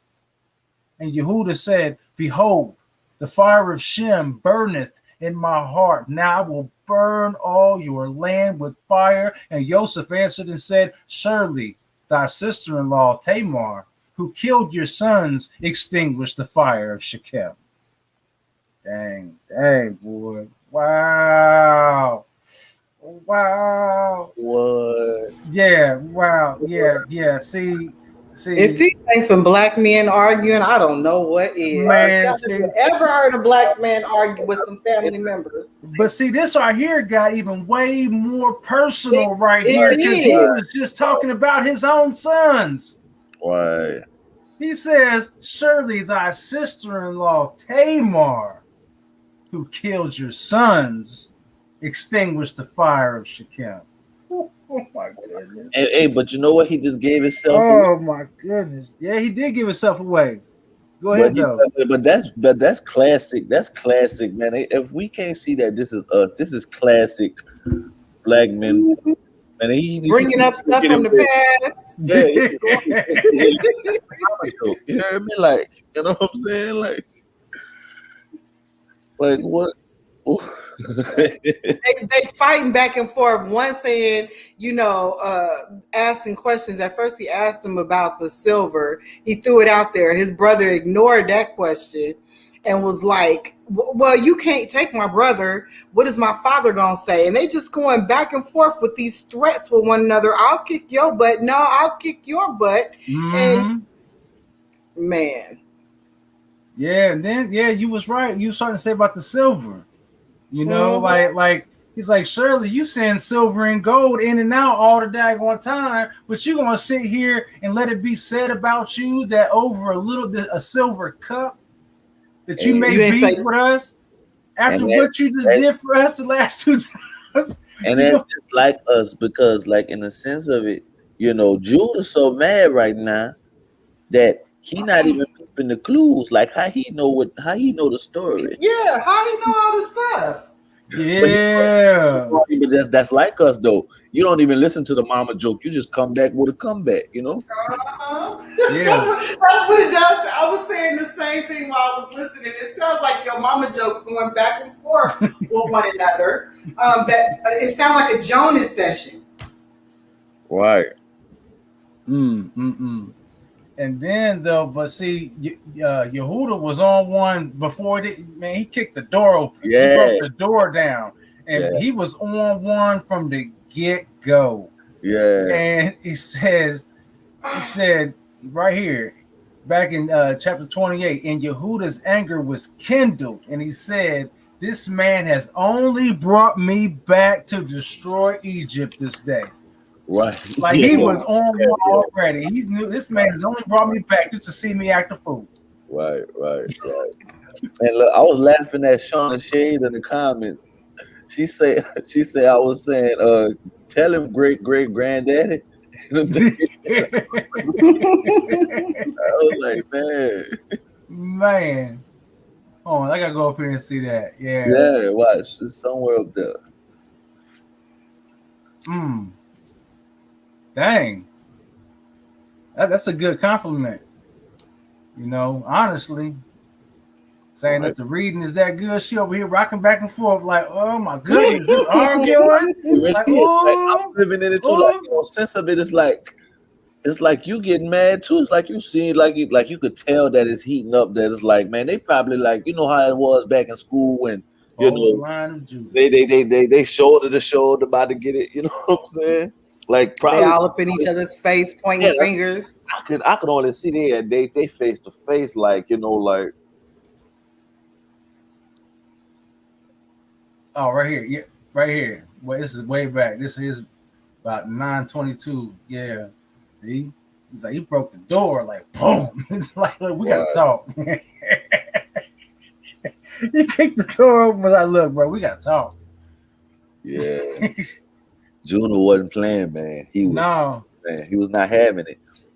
But I think I had mentioned this part, but you remember you was like, nah, don't you Yeah, spoil. you was giving the spoilers out to all this. I'm like, oh, come on, man. Like, But we told oh, y'all goodness. for real. It was, and this not even the part we talk about, but it's going down already. Oh, It's going yeah. It is And going you know, this down. is Like, black folks, so this was not a quiet yeah, conversation like white people kind of argue and they all try to keep their composure while they're arguing.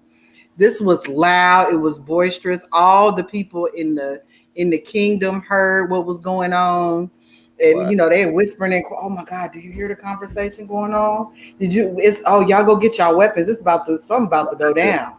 But you could see it right here because remember Manasseh, his son, basically almost dropped, you know what I'm saying, Simeon. pretty much So, did. He snuck him, though. yeah. He hit him from behind, but he hit him with a Right. crispy hard one. But think about this though.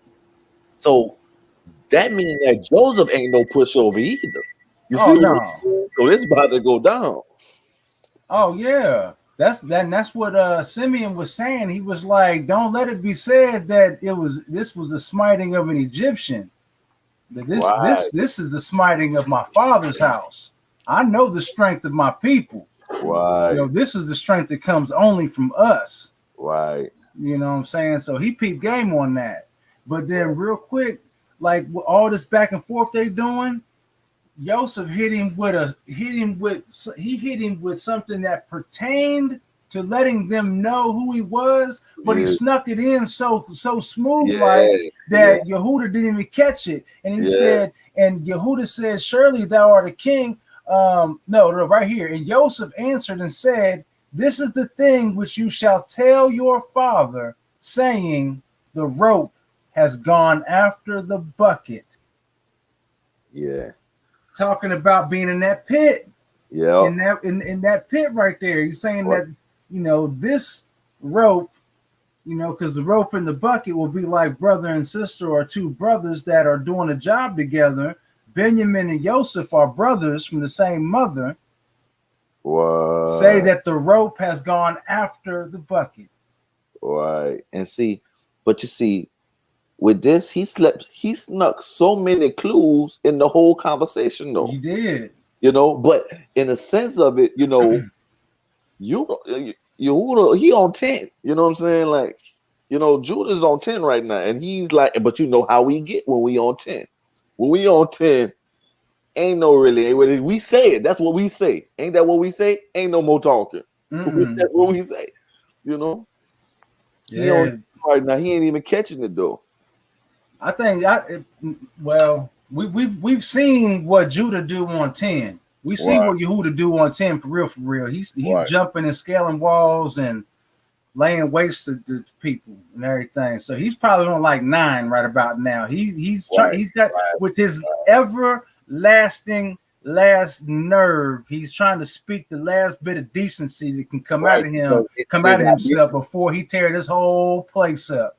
Right. Because they still got Benjamin, so he trying to keep a little steady. You know what I'm saying?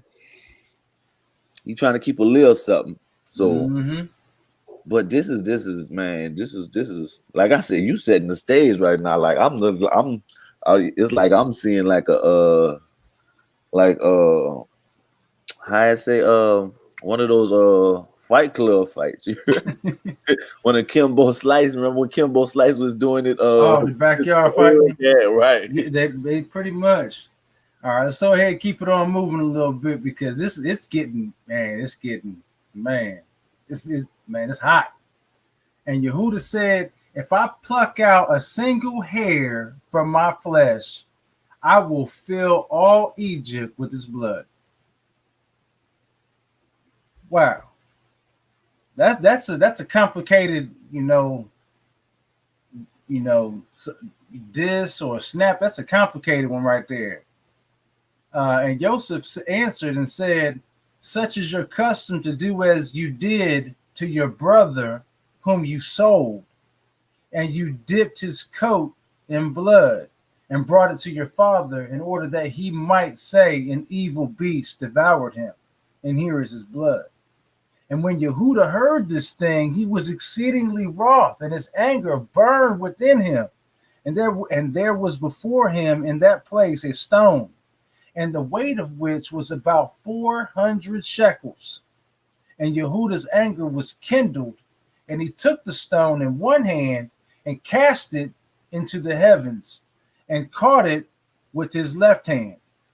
And he placed it afterward under his legs, and he sat upon it with all his strength, and the stone was turned into dust from the force of Yehuda. So he just picked this thing up, put it like almost like a basketball, 400-pound or 400 shekel stone, picked it up in the air, caught it with his left hand, pretty much slam dunk, smashed it under the ground between his legs, and caused the whole stone to turn to dust. Just as a warning, like, look, do you really want me to do to you what I just did to this rock? Right. Like I just said, like he on some some Kimbo Slice stuff right now. Like he not playing. Like, oh man, he so ain't. And Yosef saw the act of Yehuda, and he was very much afraid. But when he commanded Manasseh his son, and he also did, but he commanded Manasseh his son, and he also did with another stone, like unto the act of Yehuda. And Yehuda said unto his brethren, let not any of you say this man is an Egyptian. But by this doing, this thing, he is of our father's house, of our father's family. And Joseph said, not to you only is strength given, for we are also powerful men. And why will you boast over us all? And Yehuda said unto Joseph, send, I pray thee, our brother, and ruin not thy country this day. And Joseph answered and said unto him, go and tell your father, an evil beast has devoured him, as you said concerning your brother Joseph. And Yehuda spoke to his brother Naphtali, and he said unto him, make haste, go and number all the streets of Egypt, and come and tell me. And Simeon said unto him, let not this thing be troubled to thee. Now I will go to the mountain, take up one large stone from the mount, and level it at everyone in Egypt, and kill all that are in it. And Joseph heard all these words that his brethren spoke before him, and they did not know that Joseph understood them, for they imagined that he knew not to speak Hebrew. And Joseph was greatly afraid at the words of his brethren, lest they should destroy Egypt. And he commanded his son Manasseh, saying, go now, make haste, and gather unto me all the inhabitants of Egypt, and all the valiant men together, and let them come to me now upon horseback and on foot, and with all sorts of musical instruments. And Manasseh went and did so. And Naphtali went as Yehuda had commanded him. For Naphtali was light-footed as one of the swift stags, and he would go upon the ears of corn, and they would not break under him. And he went and numbered all the streets of Egypt, and found them to be 12. And he came hastily and told Yehuda, and Yehuda said unto his brethren, hasten you, and put on every man his sword upon his loins, and we will come over Egypt and smite them all, and let not a remnant remain. And Yehuda said, behold, I will destroy 3 of the streets with my strength, and you shall each destroy 1 street. When Yehuda was speaking this thing, behold, the inhabitants of Egypt and all the mighty men came toward them with all sorts of musical instruments and with loud shouting. And the number was 500 cavalry and 10,000 infantry and 400 men who could fight without sword or spear, only with their hands and strength. And all the mighty men came with great storming and shouting, and they all surrounded the sons of Jacob and terrified them, and the ground quaked at the sound of their shouting. And when the sons of Jacob saw these troops, they were greatly afraid of their lives. And Joseph did so in order to terrify the sons of Jacob to become tranquilized. And Yehuda, seeing some of his brethren being terrified, said unto them, Why are you afraid whilst the grace of Elohim is with us? And when Yehuda saw the people of Egypt surrounding them at the command of Joseph to terrify them, only Joseph commanded them, saying, do not touch any of them. Then Yehuda hastened and drew his sword and uttered a loud and bitter scream, and he smote with his sword, and he sprang upon the ground, and he still continued to shout against all the people. And when he did this thing, Yahuwah caused the terror of Yehuda and his brother to fall upon the valiant men of all the people that surrounded them. And they all fled at the sound of the shouting, and they were terrified and fell one upon the other, and many of them died as they fell. And they all fled from before Yehuda as his brethren and before Joseph. And whilst they were fleeing, Yehuda and his brethren pursued them into the house of Pharaoh, and they all escaped. And Yehuda again sat before Joseph and roared at him like a lion, and gave a great and tremendous shriek at him. And the shriek was heard at a distance, and all the inhabitants of Sukkot heard it, and all Egypt quaked at the sound of the shriek. And also the walls of Egypt and the land of Goshen fell in from the shaking of the earth. And Pharaoh also fell from his throne upon the ground. And also all the pregnant women of Egypt and Goshen miscarried when they heard the noise of the shaking, for they were terribly afraid. And Pharaoh sent word saying, what is this thing that has this day happened in the land of Egypt? And they came and told him all the things from beginning to end. And Pharaoh was alarmed. He wondered and was greatly afraid. And his fright increased when he heard all these things. And he sent unto Joseph, saying, thou hast brought unto me the Hebrews to destroy all Egypt. What wilt thou do with that thievish slave? Send him away, and let him go with his brethren, and let us not perish through their evil, even we, you, and all Egypt. And if thou desirest not to do this thing, cast from thee all my valuable things, and go with them to their land, if thou delightest in it.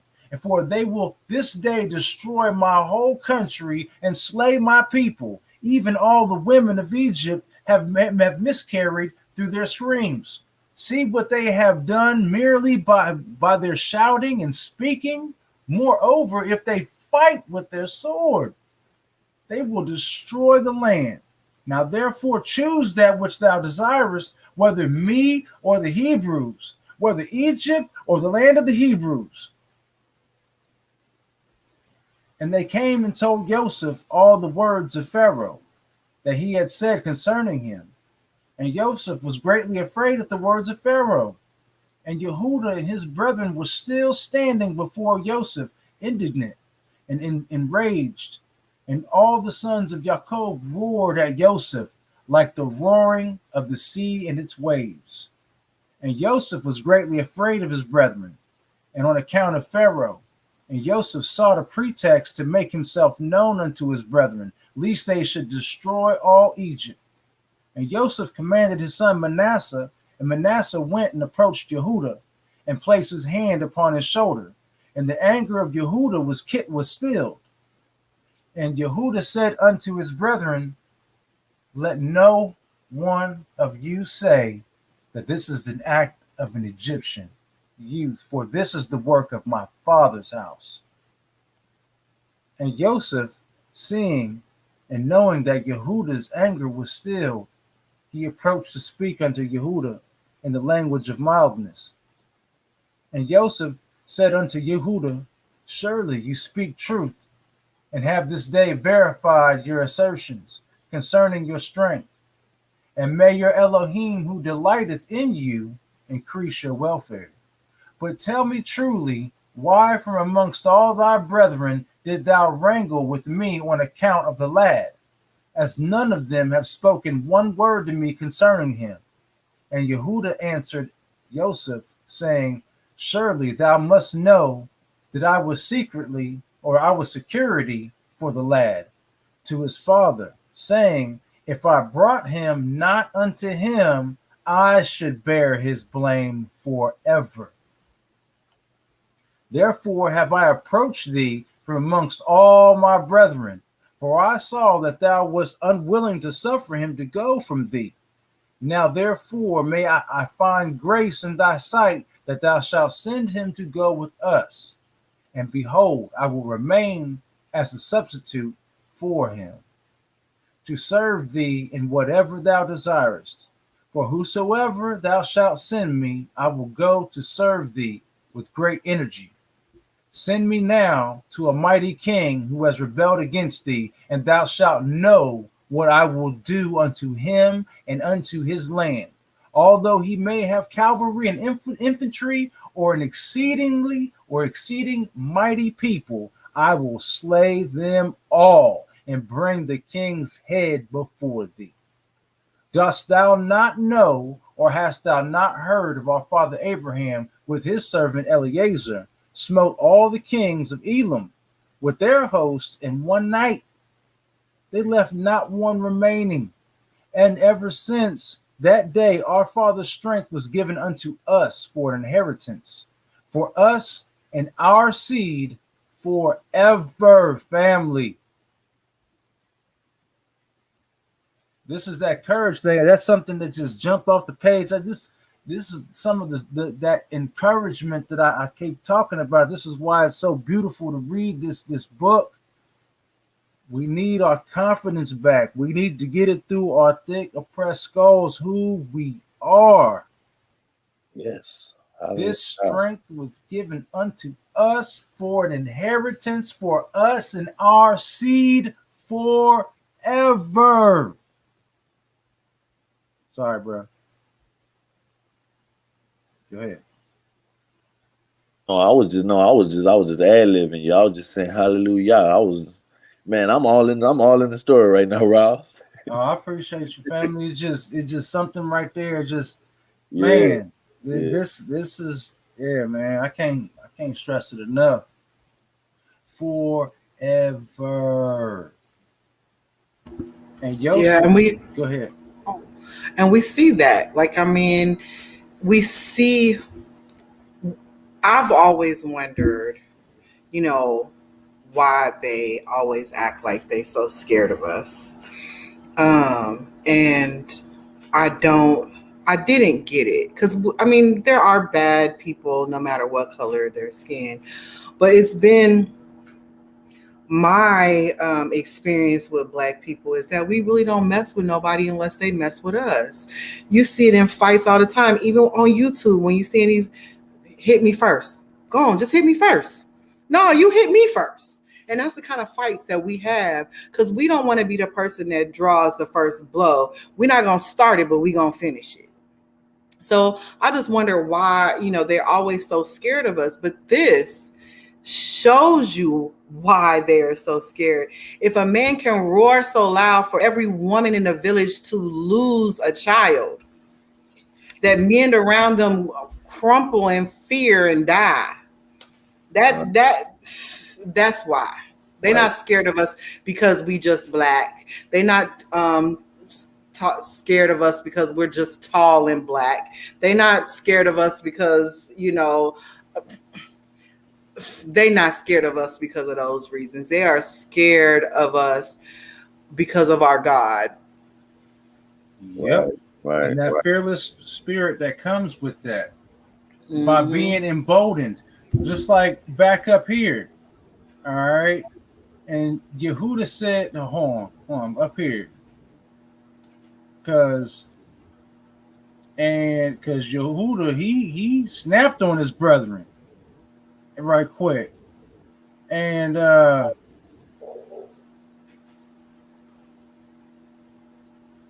right back up here.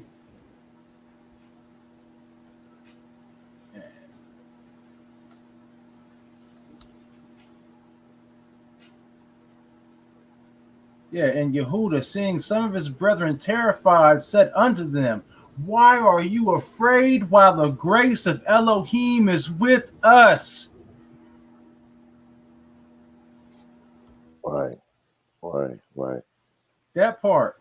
Yeah, that part. Yeah, it's a whole lot, man. That's just it's just so inspiring reading it. You know what I mean, and just hearing it being read. And I was just thinking while Sister Sharita was talking, and she was saying how the shouts and the screams that they was doing, but in my mind, you know what I'm saying, and maybe I don't know, maybe we can go to the chat and see, but in my mind, I don't see it as it being like no supernatural screams or something like that. I mean, maybe it got a little power of the Most High through it or something like that. But growing up in the hood or growing up in the projects, you know what I'm saying, you could always tell when them Negroes about to start fighting. You could be on the other side of the project, and you'll hear them all the way on the other side say, and that say just be like you Oh, know you y'all. about to start flying or something. You get down like hey, it's about to go down outside. Or if you one of those fight run tours, you going outside, they'll fight outside. Like when they Yep. about to, when we get to cutting up like that, ain't no peace. It don't matter what you're doing, you gonna be able to hear what's going down, and it's just so much when you read this stuff, you could it's no debate, man. Like I don't see how people don't it's no debate, especially when you read these books with these details like this. And it ain't even about what they think, why we didn't see it. Why we didn't see it, right? Why we didn't see it. Right. That part. Let's see here. All right. And let's see here. Talking about his strength. There. And Joseph answered, or Yehuda answered, we saw after that part right there that he was going to bear the blame forever if he didn't bring back Benjamin. That's what he swore to Jacob. And let's see here.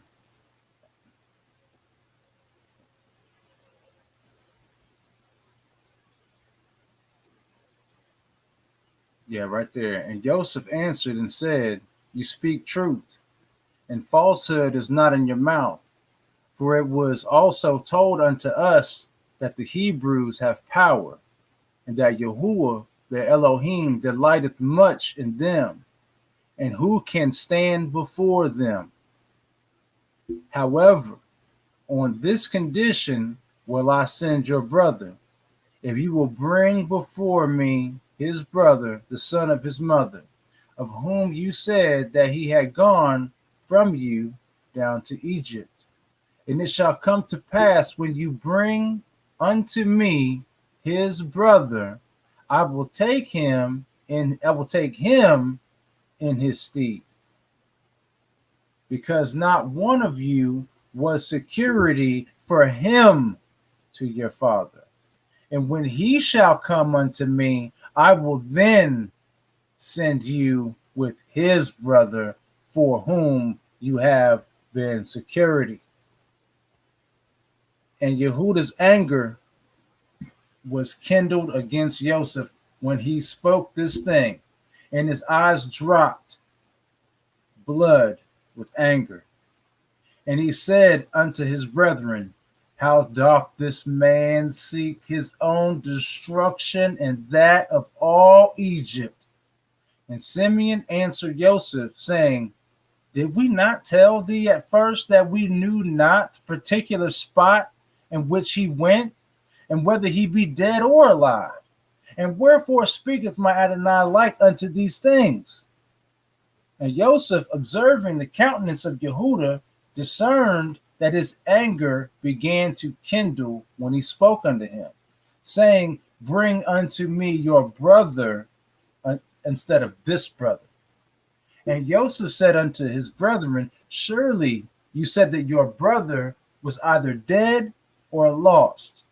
Now, if I should call him this day, and he should come before you, would you give him unto me instead of his brother?" And Joseph began to speak and call out, Joseph, Joseph, come this day before me and appear to thy brethren and sit before them.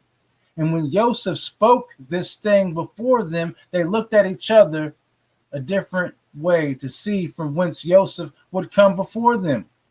And Joseph observed all their acts and said unto them, why do you look here and there? I am Joseph, whom you sold to Egypt. Now therefore let it not grieve you that you sold me, for as a support during the famine did Elohim send me before you. And his brethren were terrified at him when they heard the words of Joseph, and Yehuda was exceedingly terrified at him. And when Benjamin heard the words of Joseph, he was before them in the inner part of the house. And Benjamin ran unto Joseph his brother, and embraced him, and fell upon his neck, and they wept. And when Joseph's brethren saw that Benjamin had fallen upon his brother's neck and wept with him, they also fell upon Joseph and embraced him. And they wept a great weeping with Joseph. And the voice was heard in the house of Joseph, that they were Joseph's brethren. And it pleased Pharaoh exceedingly, for he was afraid of them, lest they should destroy Egypt. And Pharaoh sent his servants unto Joseph to congratulate him concerning his brethren who had come to him.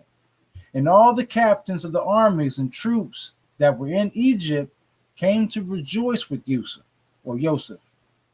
And all Egypt rejoiced greatly about Joseph's brethren.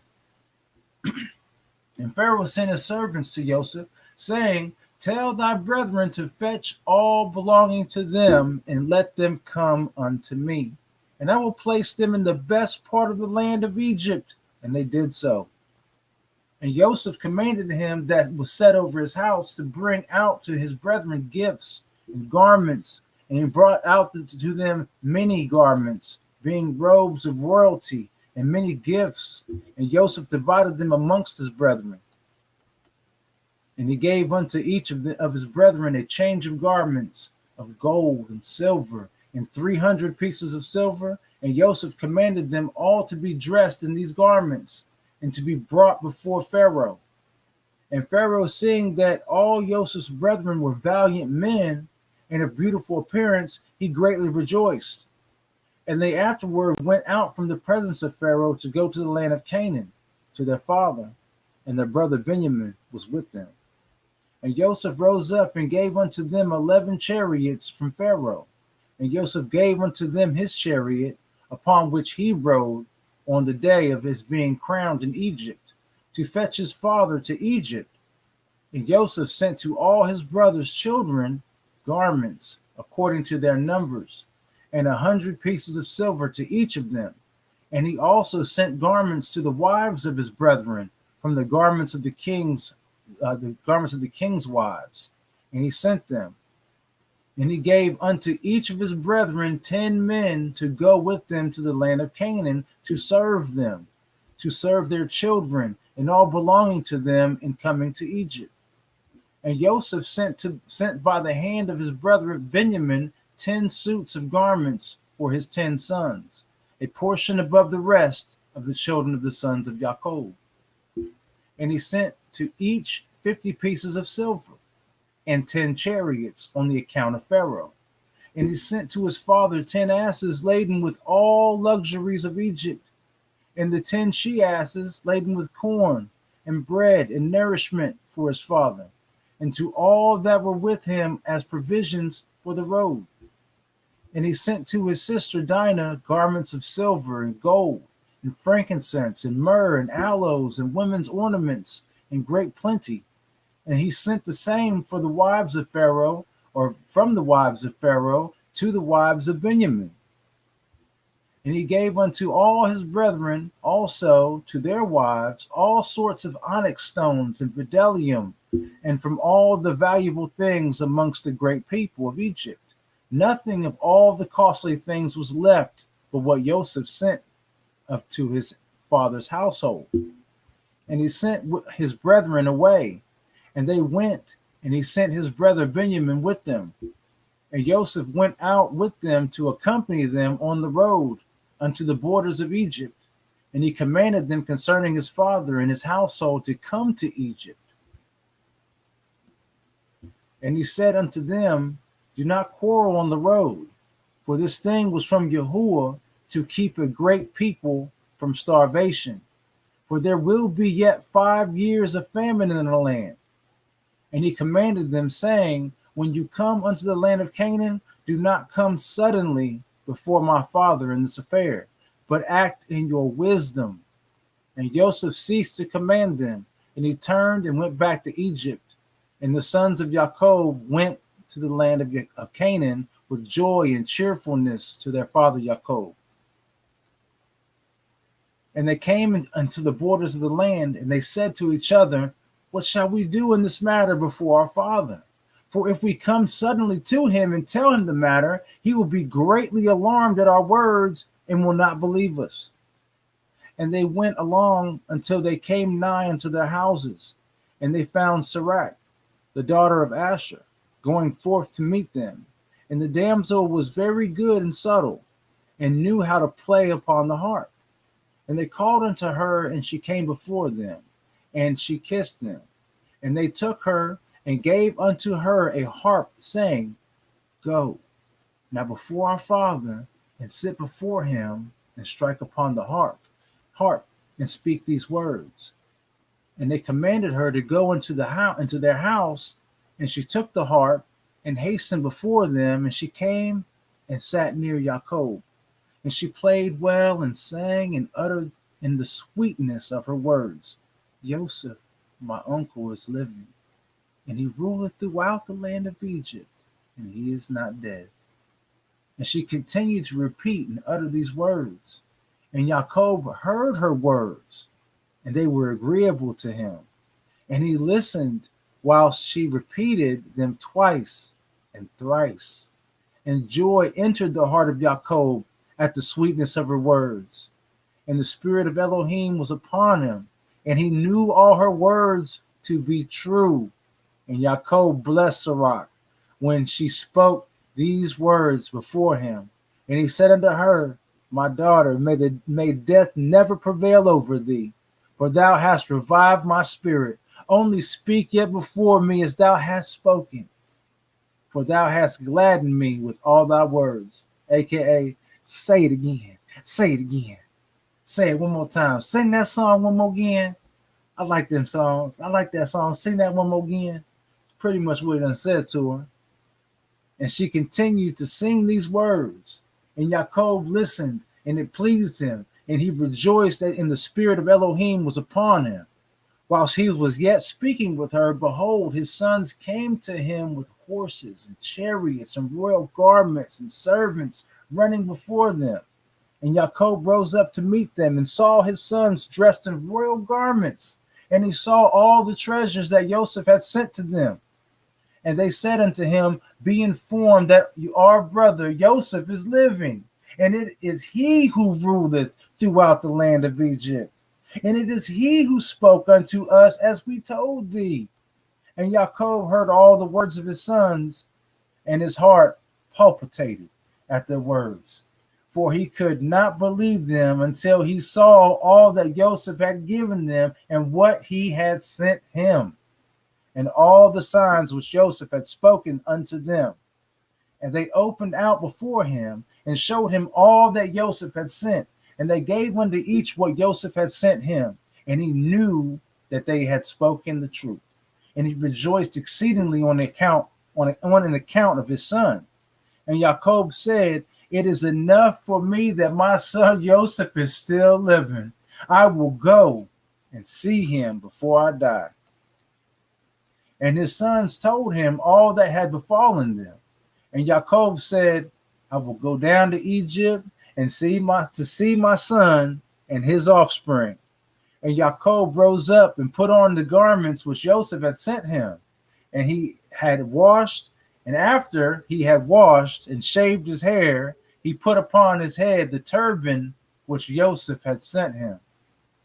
And all the people of Jacob's house and their wives put on the garments which Joseph had sent them.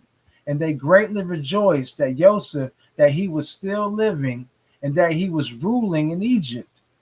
And all the inhabitants of Canaan heard of this thing, and they came and rejoiced with much with Jacob that he was still living. And Jacob made a feast for them for 3 days. And all the kings of Canaan and nobles of the land ate and drank and rejoiced in the house of Jacob. And it came to pass after this that Jacob said, I will go and see my son in Egypt, and will then come back to the land of Canaan, of which Elohim has spoken unto Abraham. For I cannot leave the land of my birthplace. Behold, the word of Yahuwah came unto him, saying, Go down to Egypt with all thy household, and remain there.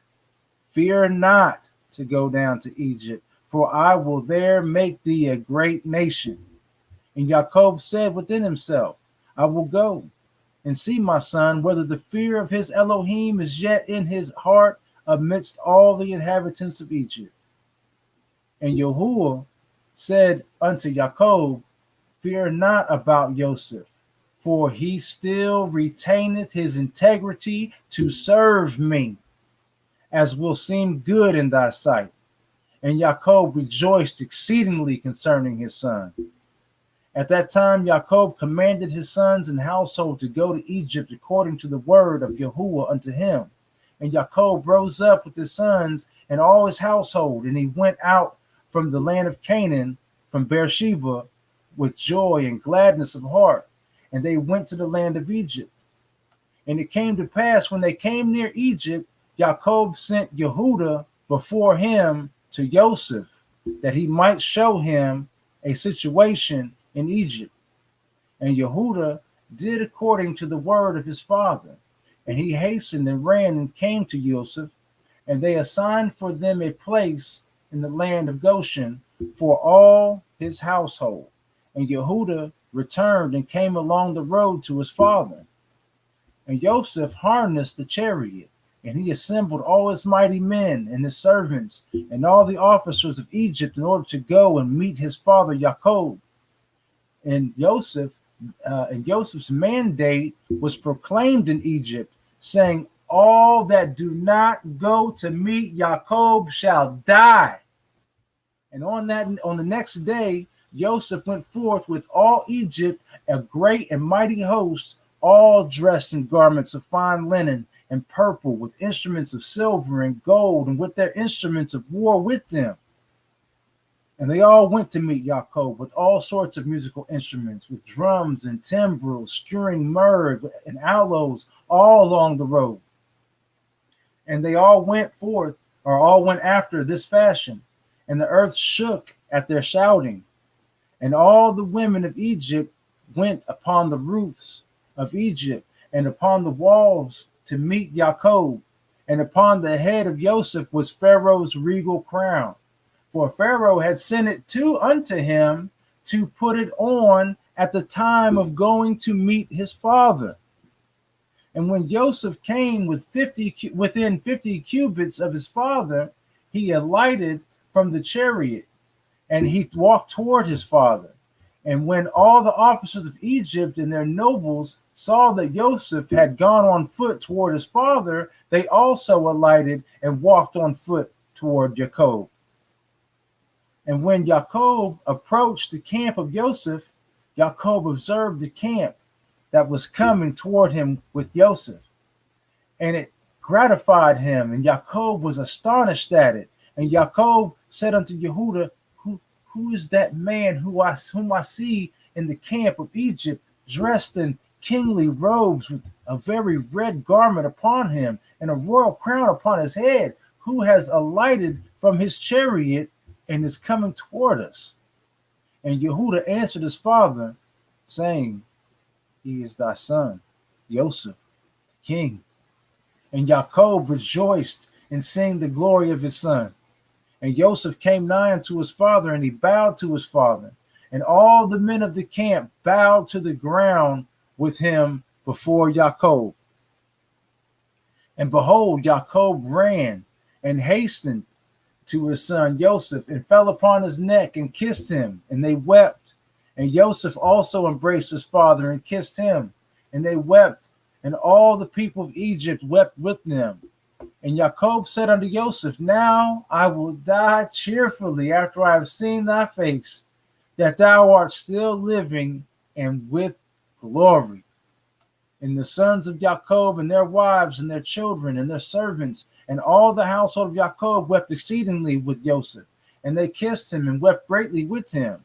And Joseph and all his people returned afterward home to Egypt. And Jacob and his sons and all the children of his household came with Joseph to Egypt. And Joseph placed them in the best part of Egypt, in the land of Goshen. And Joseph said unto his father and unto his brethren, I will go up and tell Pharaoh, saying, My brethren and my father's household, and all belonging to them have come unto me.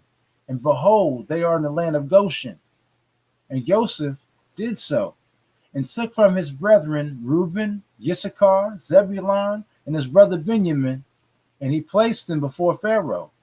And Joseph spoke unto Pharaoh, saying, My brethren and my father's household, and all belonging to them, together with their flocks and cattle, have come unto me from the land of Canaan, to sojourn in Egypt, for the famine was sore upon them. And Pharaoh said unto Joseph, Place thy father and brethren in the best part of the land, withhold not from them all the good, all that is good, and cause them to eat of the fat of the land. And Joseph answered, saying, Behold, I have stationed them in the land of Goshen, for they are shepherds. Therefore let them remain in Goshen to feed their flocks apart from the Egyptians. And Pharaoh said unto Joseph, Do with thy brethren all that they shall say unto thee. And the sons of Jacob bowed down to Pharaoh, and they went forth from him in peace. And Joseph afterward brought his father before Pharaoh. And Jacob came and bowed down to Pharaoh. And Jacob blessed Pharaoh. And he then went out, and Jacob and all his sons and all his household dwelt in the land of Goshen. And in the second year, that is the 130th year of the life of Jacob, Joseph maintained his father and his brethren and all his father's household with bread according to their little ones. All the days of the famine, they lacked nothing. And Joseph gave unto them the best part of the whole land. The best of Egypt had they all the days of Joseph. And Joseph also gave unto them and unto the whole of his father's household clothes and garments year by year. And the sons of Jacob remained securely in Egypt all the days of their brother. And Jacob always ate at Joseph's table. Jacob and his sons did not leave Joseph's table day or night. Besides, what Jacob's children consumed in their houses. And all Egypt ate bread during the days of the famine from the house of Joseph. For all the Egyptians sold all belonging to them on account of the famine. And Joseph purchased all the lands and fields of Egypt for bread on the account of Pharaoh. And Joseph supplied all Egypt with bread all the days of the famine. And Joseph collected all the silver and gold that came unto him for the corn which they bought throughout the land. And he accumulated much gold and silver, besides an immense quantity of onyx stones, bdellium, and valuable garments, which they brought unto Joseph from every part of the land when their money was spent. And Joseph took all the silver and gold that came into his hand, about 72 talents of gold and silver, and also onyx stones and bdellium in great abundance. And Joseph went and concealed them in 4 parts. And he concealed one part in the wilderness near it says the Red Sea, but some of us know that's the Sea of Reeds. So I'm just going to say that just real quickly. Near the Sea of Reeds. So when I read it, I'm going to say the Sea of Reeds. Just so don't get triggered. Just, I guess, roll with me. And one part by the river Parath. And the third and fourth part he concealed in the desert opposite to the wilderness of Persia and Media.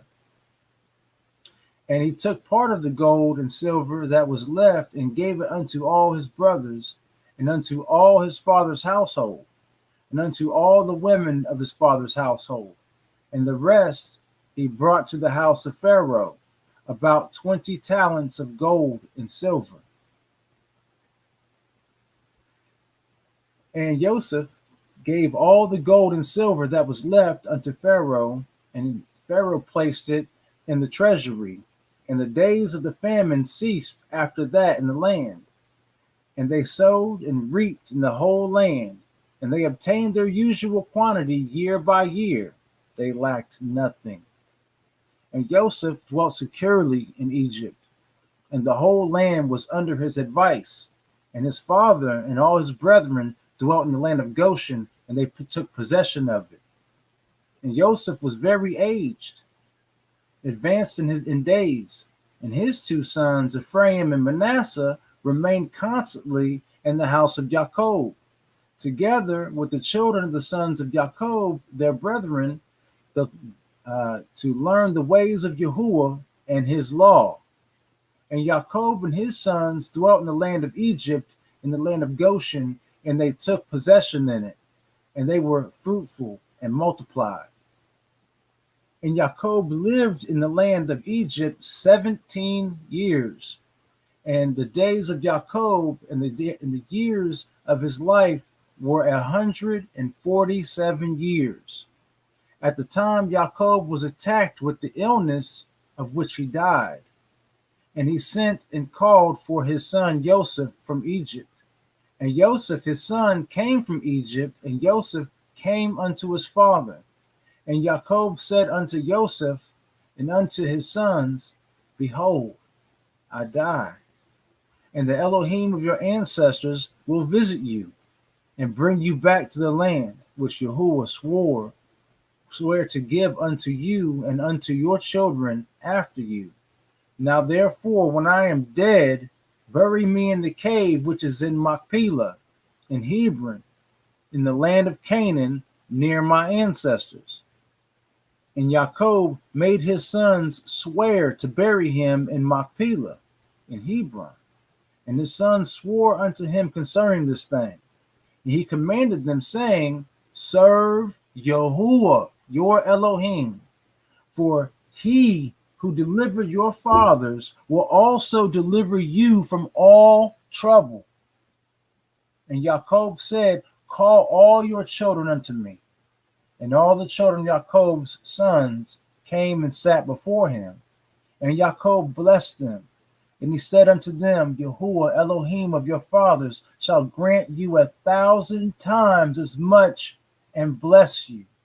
And may he give you the blessing of your father Abraham. And all the children of Jacob's sons went forth on that day after he had blessed them. And the next day Jacob again called for his sons, and they all assembled and came to him and sat before him. And Jacob on that day blessed his sons before his death.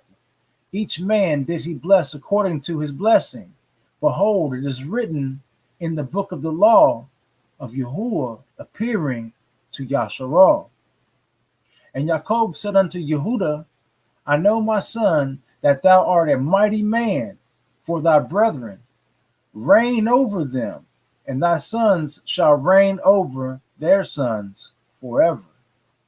Only teach thy sons the bow and all the weapons of war, in order that they might fight the battles of their brother who will rule over his enemies. And Jacob again commanded his sons on that day, saying, Behold, I shall be this day gathered unto my people. Carry me up from Egypt, and bury me in the cave of Machpelah, as I have commanded you. Howbeit, take heed, I pray you, that none of your sons carry me, only yourselves. And this is the manner you shall do unto me. When you carry my body to go into the land of Canaan to bury me, Yehuda, Issachar, Zebulun shall carry me buyer at the eastern side, Reuben, Simeon, Gad at the south, Ephraim, Manasseh, Benjamin at the west, Dan, Asher, Naphtali at the north.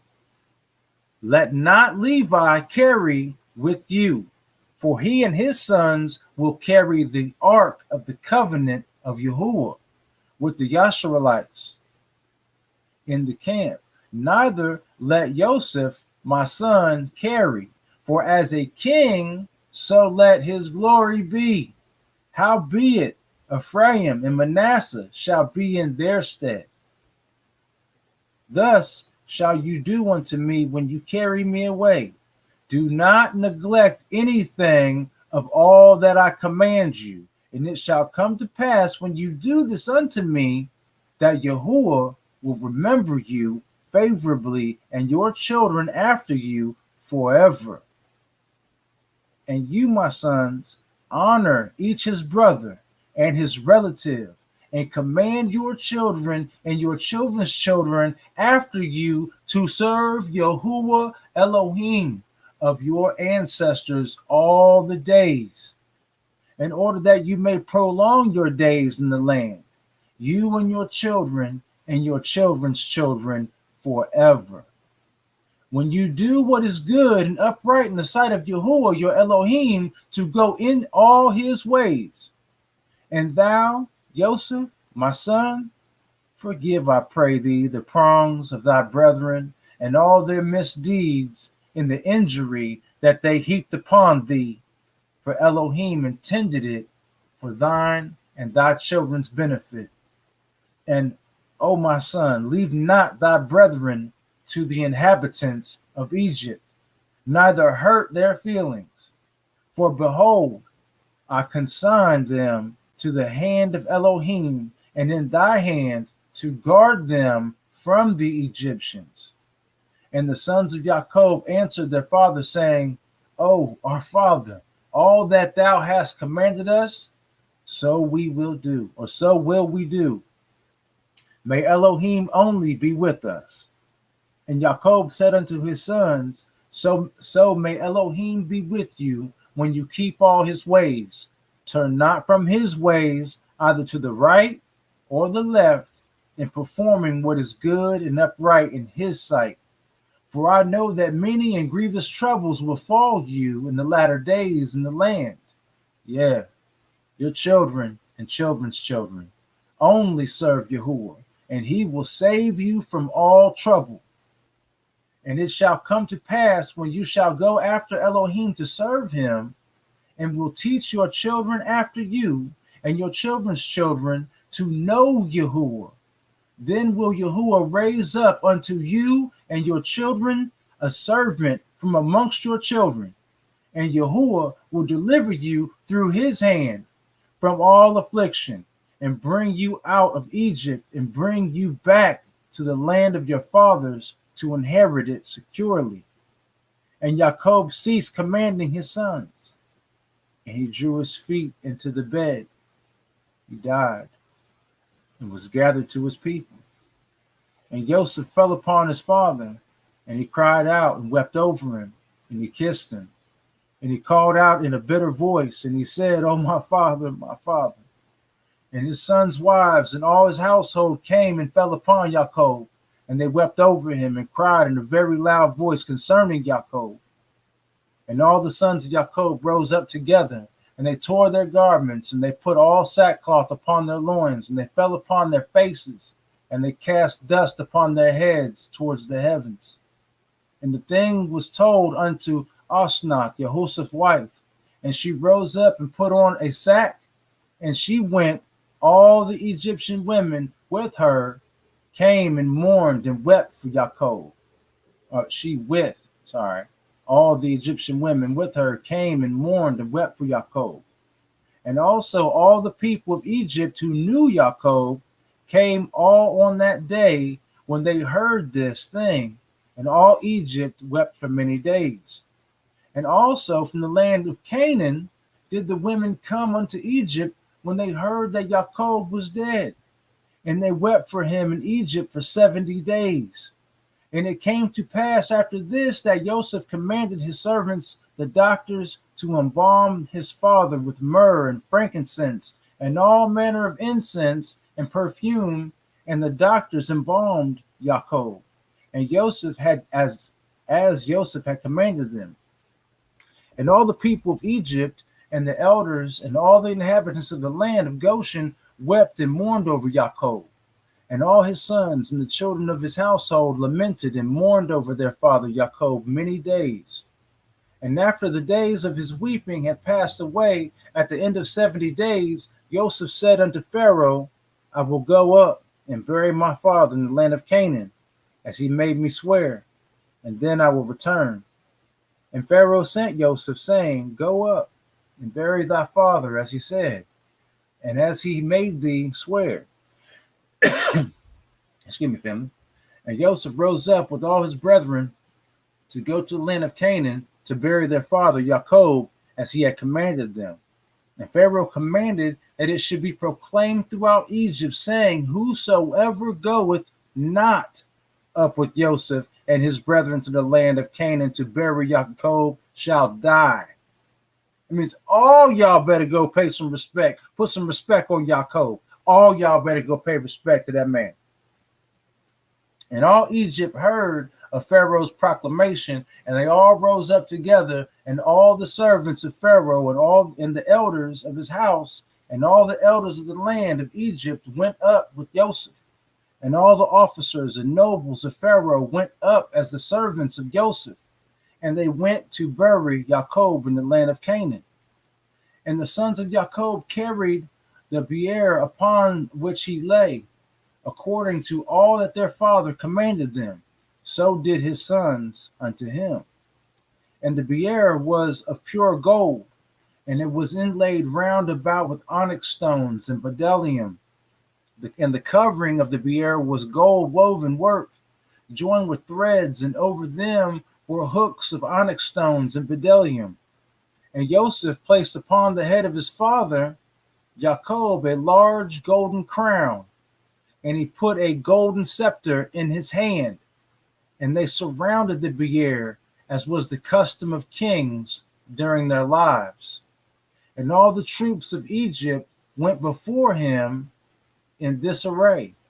At first, all the mighty men of Pharaoh and the mighty men of Joseph, and after them the rest of the inhabitants of Egypt, and they were all girded with swords and equipped with coats of mail, and the trappings of war were upon them.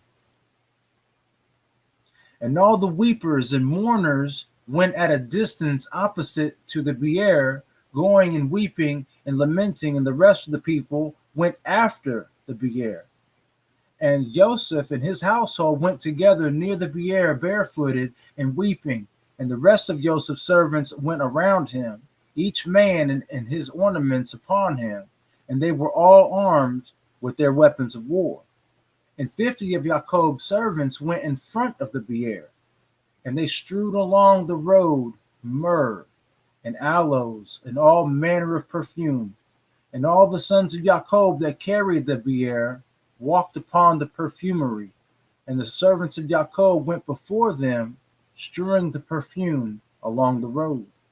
And Joseph went up with a heavy camp, and they did after this manner every day until they reached the land of Canaan. And they came to the threshing floor of Atad, which was on the other side of Jordan, and they mourned an exceeding great and heavy mourning in that place. And all the kings of Canaan heard of this thing, and they all went forth, each man from his house, 31 kings of Canaan, and they all came with their men to mourn and weep over Jacob. And all these kings beheld Jacob's bier, and behold, Joseph's crown was upon it, and they also put their crowns upon the bier, and encircled it with crowns. And all these kings made in that place a great and heavy mourning with the sons of Jacob and Egypt over Jacob. For all the kings of Canaan knew the valor of Jacob and his sons. And the report reached Esau, saying, Jacob died in Egypt. and his sons and all Egypt are conveying him to the land of Canaan to bury him. And Esau heard this thing, and he was dwelling in Mount Seir. And he rose up with his sons and all his people and all his household, a people exceedingly great. And they came to mourn and weep over Jacob. And it came to pass when Esau came, he mourned for his brother Jacob, and all Egypt and all Canaan again rose up and mourned a great mourning with Esau over Jacob in that place. And Joseph and his brethren brought their father Jacob from that place, and they went to Hebron to bury Jacob in the cave by his fathers. And they came unto Keret Arba, to the cave. And as they came, Esau stood with his sons against Joseph and his brethren as a hindrance in the cave, saying, Jacob shall not be buried therein, for it belongeth to us and our father. And Joseph and his brethren heard the words of Esau's sons, and they were exceedingly wroth. And Joseph approached unto Esau, saying, What is this thing which you have spoken? Surely my father Jacob bought it from thee for great riches after the death of Yishak, now 25 years ago. And also all the land of Canaan he bought from thee and from thy sons and thy seed after thee. And Jacob bought it for his sons and his seed after him for an inheritance forever. And why speakest thou these things this day? And Esau answered, saying, Thou speakest falsely and utterest lies. For I sold not anything belonging to me in all this land. As thou sayest, neither did my brother Jacob buy aught belonging to me in this land. And Esau said these things in order to deceive Joseph with his words. For Esau knew that Joseph was not present on the day when Esau sold all belonging to him in the land of Canaan to Jacob. And Joseph said unto Esau, Surely my father inserted these things with thee in the record of purchase, and testified the record with witnesses. And behold, it is with us in Egypt. And Esau answered, saying unto him, Bring the record. All that thou wilt find in the record so will we do. And Joseph called unto Naphtali his brother, and he said, Hasten quickly, stay not, and run, I pray thee, to Egypt, and bring all the records, the record of the purchase, the sealed record, and the open record, and also the first records in which all the transactions of the birthright are written. Fetch thou, and thou shalt bring them unto us hither, that we may know from them all the words of Esau and his sons which they speak this day. And Naphtali hearkened to the voice of Joseph, and he answered, and he ran to go down to Egypt. And Naphtali was lighter on foot than any of the stags that were upon the wilderness, for he will go upon the ears of corn without crushing them. And when Esau saw that Naphtali had gone to fetch the records, he and his sons increased their resistance in the cave. And Esau and his people rose up against Joseph and his brethren to battle. And all the sons of Jacob and the people of Egypt fought with Esau and his men. And the sons of Esau and his people were smitten before the sons of Jacob. And the sons of Jacob slew of Esau's people 40 men. And Cushim, the son of Dan, the son of Jacob, was at that time was with Jacob's sons, but he was about 100 cubits distance from the place of battle. For he remained with the children of Jacob's sons by Jacob's beer to guard it. And Cushim was dumb and deaf. Still he understood the voice of consternation among men. And he asked, saying, Why do we not bury the dead? And why is this great consternation? And they answered him the words of Esau and the sons, and he ran to Esau in the midst of the battle, and he slew Esau with the sword, and he cut off his head. And it sprang to a distance, and Esau fell amongst the people of battle. And when Cushim did this thing, the sons of Jacob prevailed over the sons of Esau. And the sons of Jacob buried their father Jacob by force in the cave. And the sons of Esau beheld it.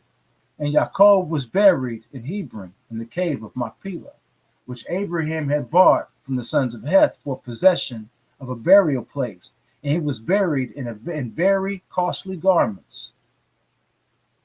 And no king had such honor paid him as Joseph paid unto his father at his death.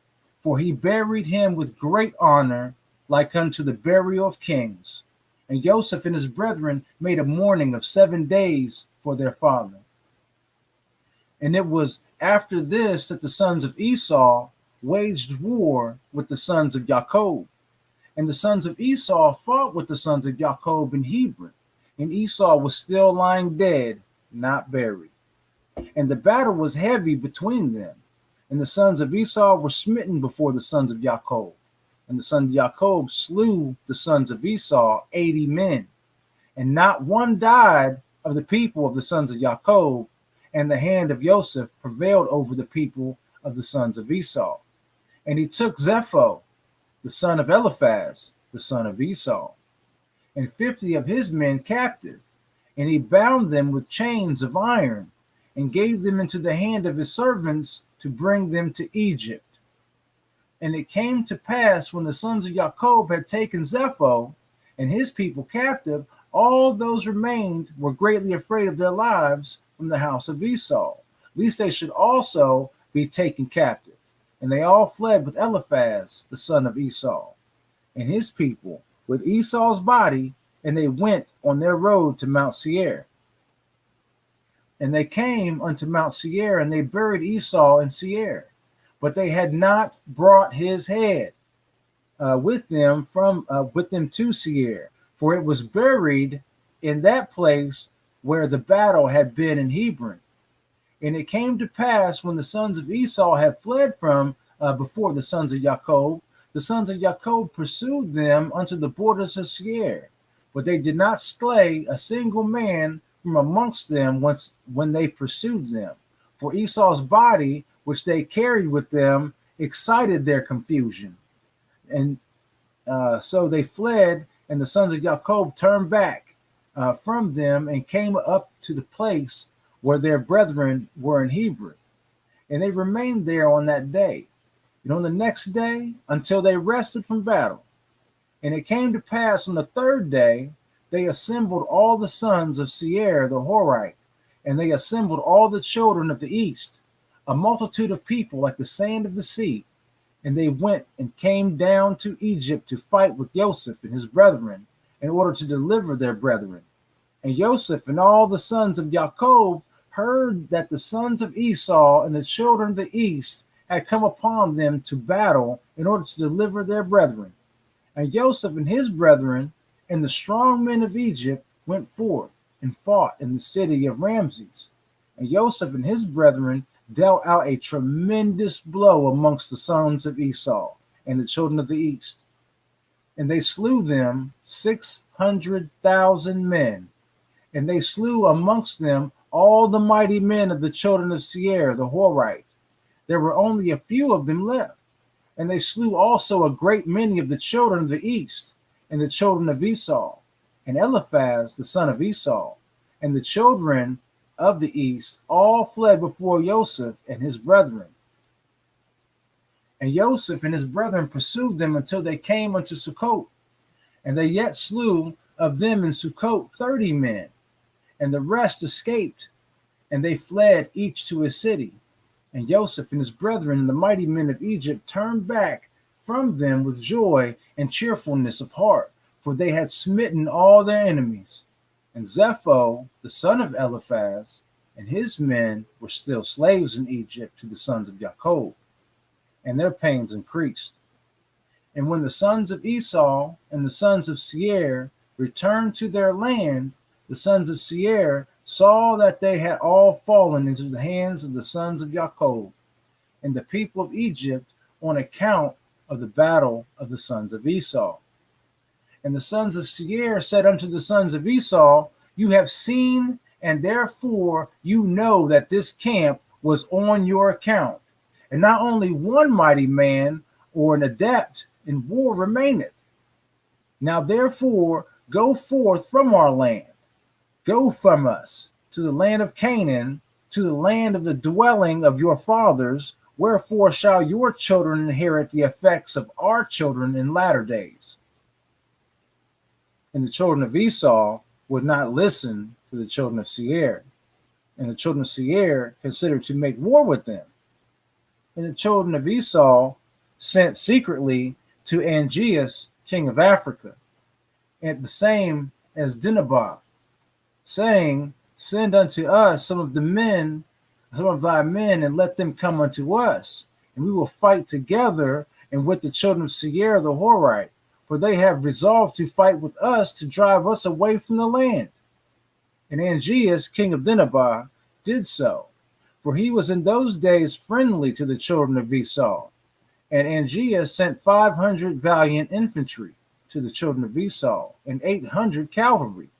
And the children of Seir sent unto the children of the east, and unto the children of Midian, saying, You have seen what the children of Esau have done unto us, upon whose account we are almost all destroyed, in their battle with the sons of Jacob. Now therefore come unto us and assist us, and we will fight them together, and will drive them from the land, and be avenged in the cause of our brethren who died for their sakes in their battle with their brethren, the sons of Jacob. And all the children of the east listened to the children of Seir. And they came unto them about 800 men with drawn swords. And the children of Esau fought with the children of Seir at that time in the wilderness of Paran. And the children of Seir prevailed over the sons of Esau. And the children of Seir slew on that day of the children of Esau in that battle about 200 men on the people of Angeas, king of Dinabah. And on the second day, the children of Esau came again to fight a second time with the children of Seir. And the battle was sore upon the children of Esau this second time. And it troubled them greatly on account of the children of Seir. And when the children of Esau saw that the children of Seir were more powerful than they were, some men of the children of Esau turned and assisted the children of Seir, their enemies. And there fell yet of the people of the children of Esau in the second battle 58 men of the people of Angeas, king of Dinabah. And on the third day, the children of Esau heard that some of their brethren had turned from them to fight against them in the second battle. And the children of Esau mourned when they heard this thing. And they said, What shall we do unto our brethren who turned from us to assist the children of Seir, our enemies? And the children of Esau again sent to the king of sent to Angeas, king of Dinabah, saying, let me go ahead and get family back in. There we go. All right, got you back in, sis. Thank you so much. The internet is really acting up today. No doubt, no doubt. Send unto us. What did I miss? I don't know how long you have popped out. At least a good 6 minutes. It seemed like forever. Oh, see. We was just at them saying about the burial stuff. Oh, okay. So that's about the last thing. So what you missed for like the last couple minutes is okay. The children of Esau and the children of Seir teamed up together, and they had already been together. They went ahead and sent word to the children of the east, which are the Ishmaelites or the Midianites over that way, to try to get help to go against Joseph and the sons of Jacob and the Egyptians. So once that battle broke on out, they all got whooped. And so after that whooping happened, then it was like a four-way pointing the finger at everybody. So the children of Seir started beefing with the children of Esau, and then the children of Esau secretly sent to King Angeas, king of Africa, for some help. And then so the children of Seir sent to the children of the east for backup and help. So it was like a reversal of two on two, and the children of Esau, and they got whooped for like 3 days. So And is this so, the part where they tried to bury their dad and then all the I'm trouble after broke that. out? Oh yeah, I'm after that because that you Yeah. must have missed that right there too. So yeah, they Okay. had All right. we had that fight right there, and we saw where Kushim, he's deaf and dumb, and he was Okay. over there, helping guard the burial casket of Jacob. And even though he was deaf and dumb, he still understood when things ain't, absolutely right, or absolutely okay. And so, once he saw that something wasn't right, he was like, "Well, why aren't we burying the dead?" And they told him what happened from what Esau and them was saying. And so, out of nowhere, kind of like in, oh man, I was about to crack a joke, but I was kind of going to say, kind of like in Waterboy fashion, he grabbed his sword and cut off Esau's head. I'm sorry. I know I'm clowning. And But that's a great visual. It's a great visual. Because the scripture even says he's deaf and dumb. So I'm not trying to make fun of the brother, one of our ancestors. I ain't trying to make fun of him. I'm just keeping it real. Go ahead. Ross, when you did the voice, man, I had to look. I had to walk away from the computer for a little while because I was like, I know he ain't did the voice, man. Yeah, I so did. Something either right with me or something wrong with me, and I apologize. Hey man, you're doing a good job, man. Like you taking us there, man. You taking us there. Like I told you, I feel the sand in my feet, man. You taking us there. All right, I just wanted to get a good gist of what I missed. I don't want to hold y'all up no more. Oh, it's all good. So if you missed it, I want to go. It's a good time to kind of recap. If anybody just now joining on in and kind of missed out, so we right about here on the third day of battle. And we're down here just a little bit further, right? Yeah, we also right here during the battle. The children of Esau heard that some of their brethren had turned from them to fight against them in the second battle. And the children of Esau mourned when they heard this. So now you got traitors in the house of Esau that turned against their own selves, that fought, So they had all kinds of implosion going on. And then let's see here. Right. Yeah, okay. I'm just gonna pull right back up here. I'll just go ahead and start from here again. All right. And they said, "What shall we do unto our brethren who turn from us to assist the children of Seir, our enemies?" And the children of Esau again sent to King Angeas, king of Nineveh, saying, "Send unto us other men that we might fight with the children of Seir, for they have already twice been heavier than we were." And Angeas sent to the children of Esau about 600 valiant men, and they came to assist the children of Esau.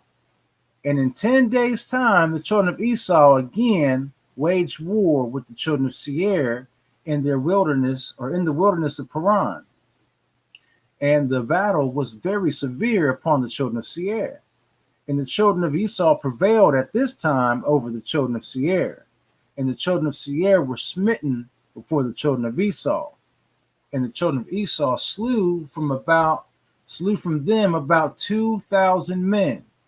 And all the mighty men of the children of Seir died in this battle, and there only remained their young children that were left in their cities.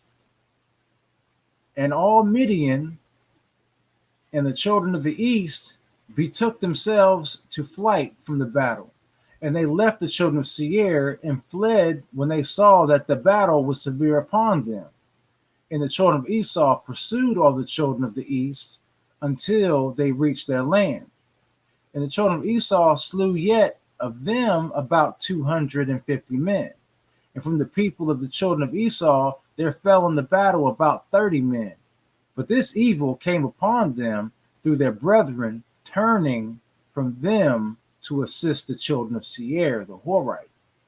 And the children of Esau again heard of the evil doings of their brethren, and they again mourned on account of this thing. And it came to pass after the battle, the children of Esau turned back and came home unto Seir. And the children of Esau slew those who had remained in the land of the children of Seir. They slew also their wives and little ones, and left not a soul alive except 50 young lads and damsels who they suffered to live. And the children of Esau did not put them to death, and the lads became their slaves, and the damsels they took for wives. And the children of Esau dwelt in Seir, and that in the place of the children of Seir, and they inherited their land and took possession of it. And the children of Esau took all belonging in the land of the children of Seir, also their flocks, their bullocks, their goods, and all belonging to the children of Seir did the children of Esau take. And the children of Esau dwelt in Seir in the place of the children of Seir unto this day. And the children of Esau divided the land into divisions to the 5 sons of Esau according to their families. And it came to pass in those days that the children of Esau resolved to crown a king over them in the land of which they became possessed. And they said to each other, not so, for he shall reign over us in our land, and we shall be under his counsel, and he shall fight our battles against our enemies. And they did so. And if you didn't catch that, when they said the not so part, the reason why they're saying not so is because they already know that they can't trust each other. As the children of Esau, twice over in a former battle, did they have family members of their own household turn against them to fight with the enemy, to fight for the enemy, twice over in a previous battle. So they can't even trust themselves. So they're like, no, we don't want one of our own to reign over us. And all the children of Esau swore, saying that none of their brethren should ever reign over them, but a strange man who is not of their brethren. For the souls of all the children of Esau were embittered, every man against his son, brother, and friend, on account of the evil they sustained from their brethren when they fought with the children of Seir. Right there's the confirmation right there. Because of what they went through, fighting against the children of Seir, they couldn't even trust each other. They were embittered, every man against his son, brother, and friend. Like, nah. So that's a house already divided. So it should be no surprise as to how they crumble later on down the line, like we kind of seeing nowadays. Shouldn't be really no surprise.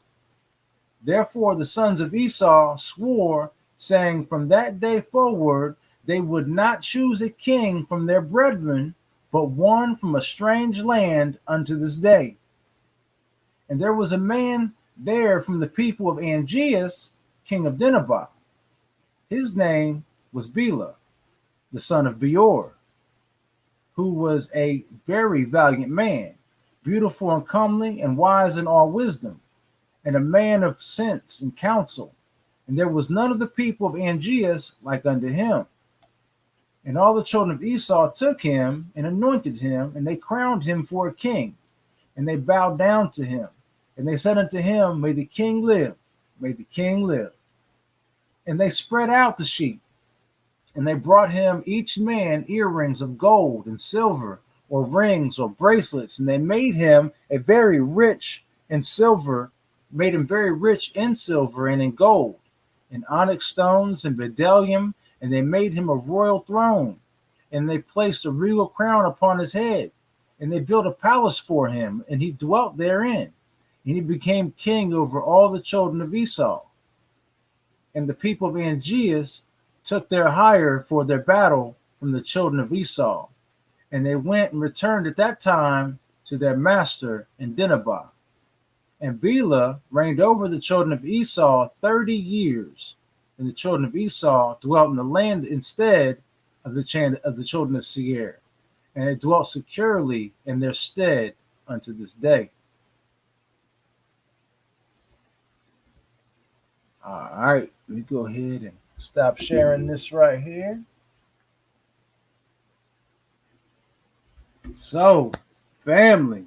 Brother Rouse, good job, brother. Good. All these scriptures right here, the depth and detail, the G fight, the betrayal, the everything. I told you, I just couldn't wait to get to these scripts because there's just so much.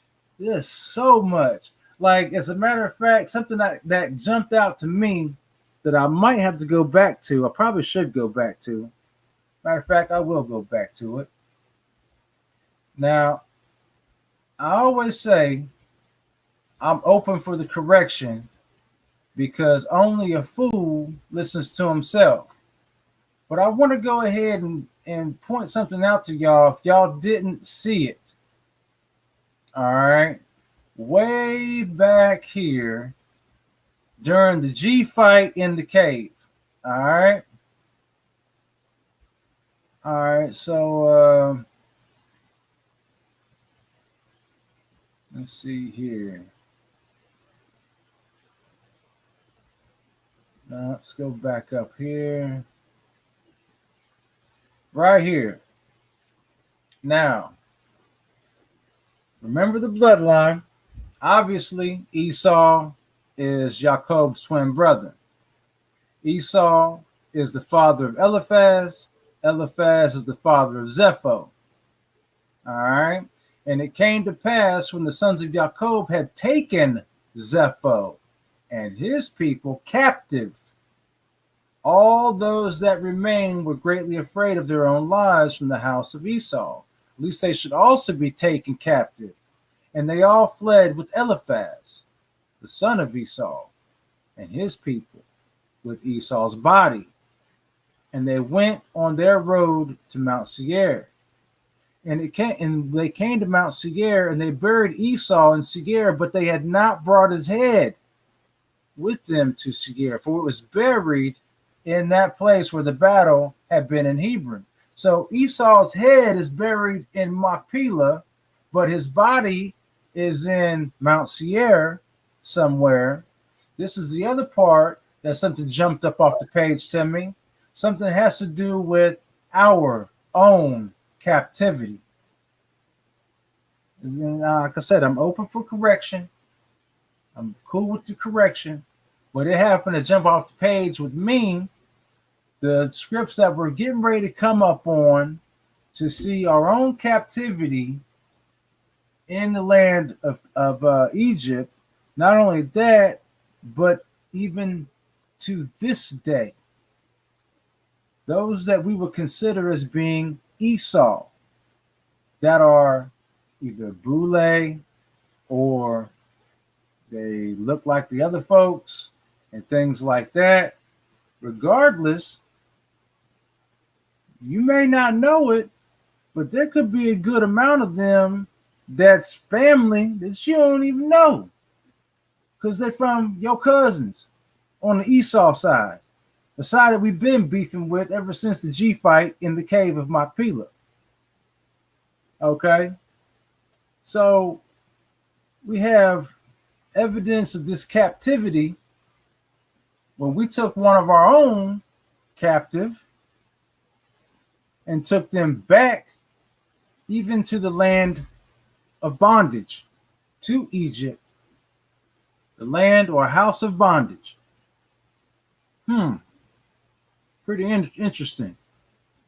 Pretty interesting stuff right there. Right. All right. So that's one thing that kind of jumped out at me a little bit. And that's the one thing that I was really trying to point out right quick. As far as our captivity is brought up or looked at, like what's one of the other reasons why we went into captivity?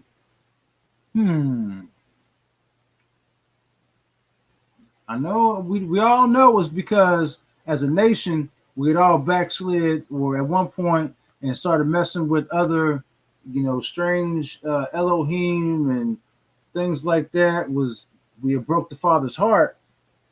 We know that. We definitely know that by now. And we know good and well we ain't going to do that again.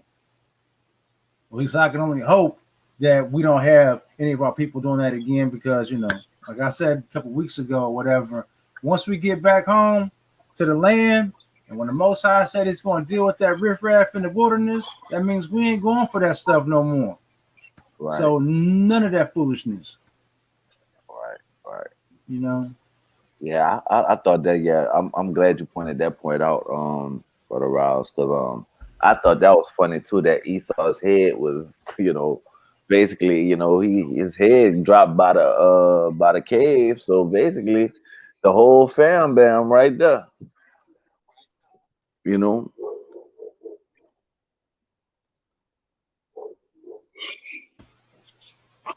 I wanted thank you, to Chapt. Go make ahead. mention because we kind of read past those pretty fast.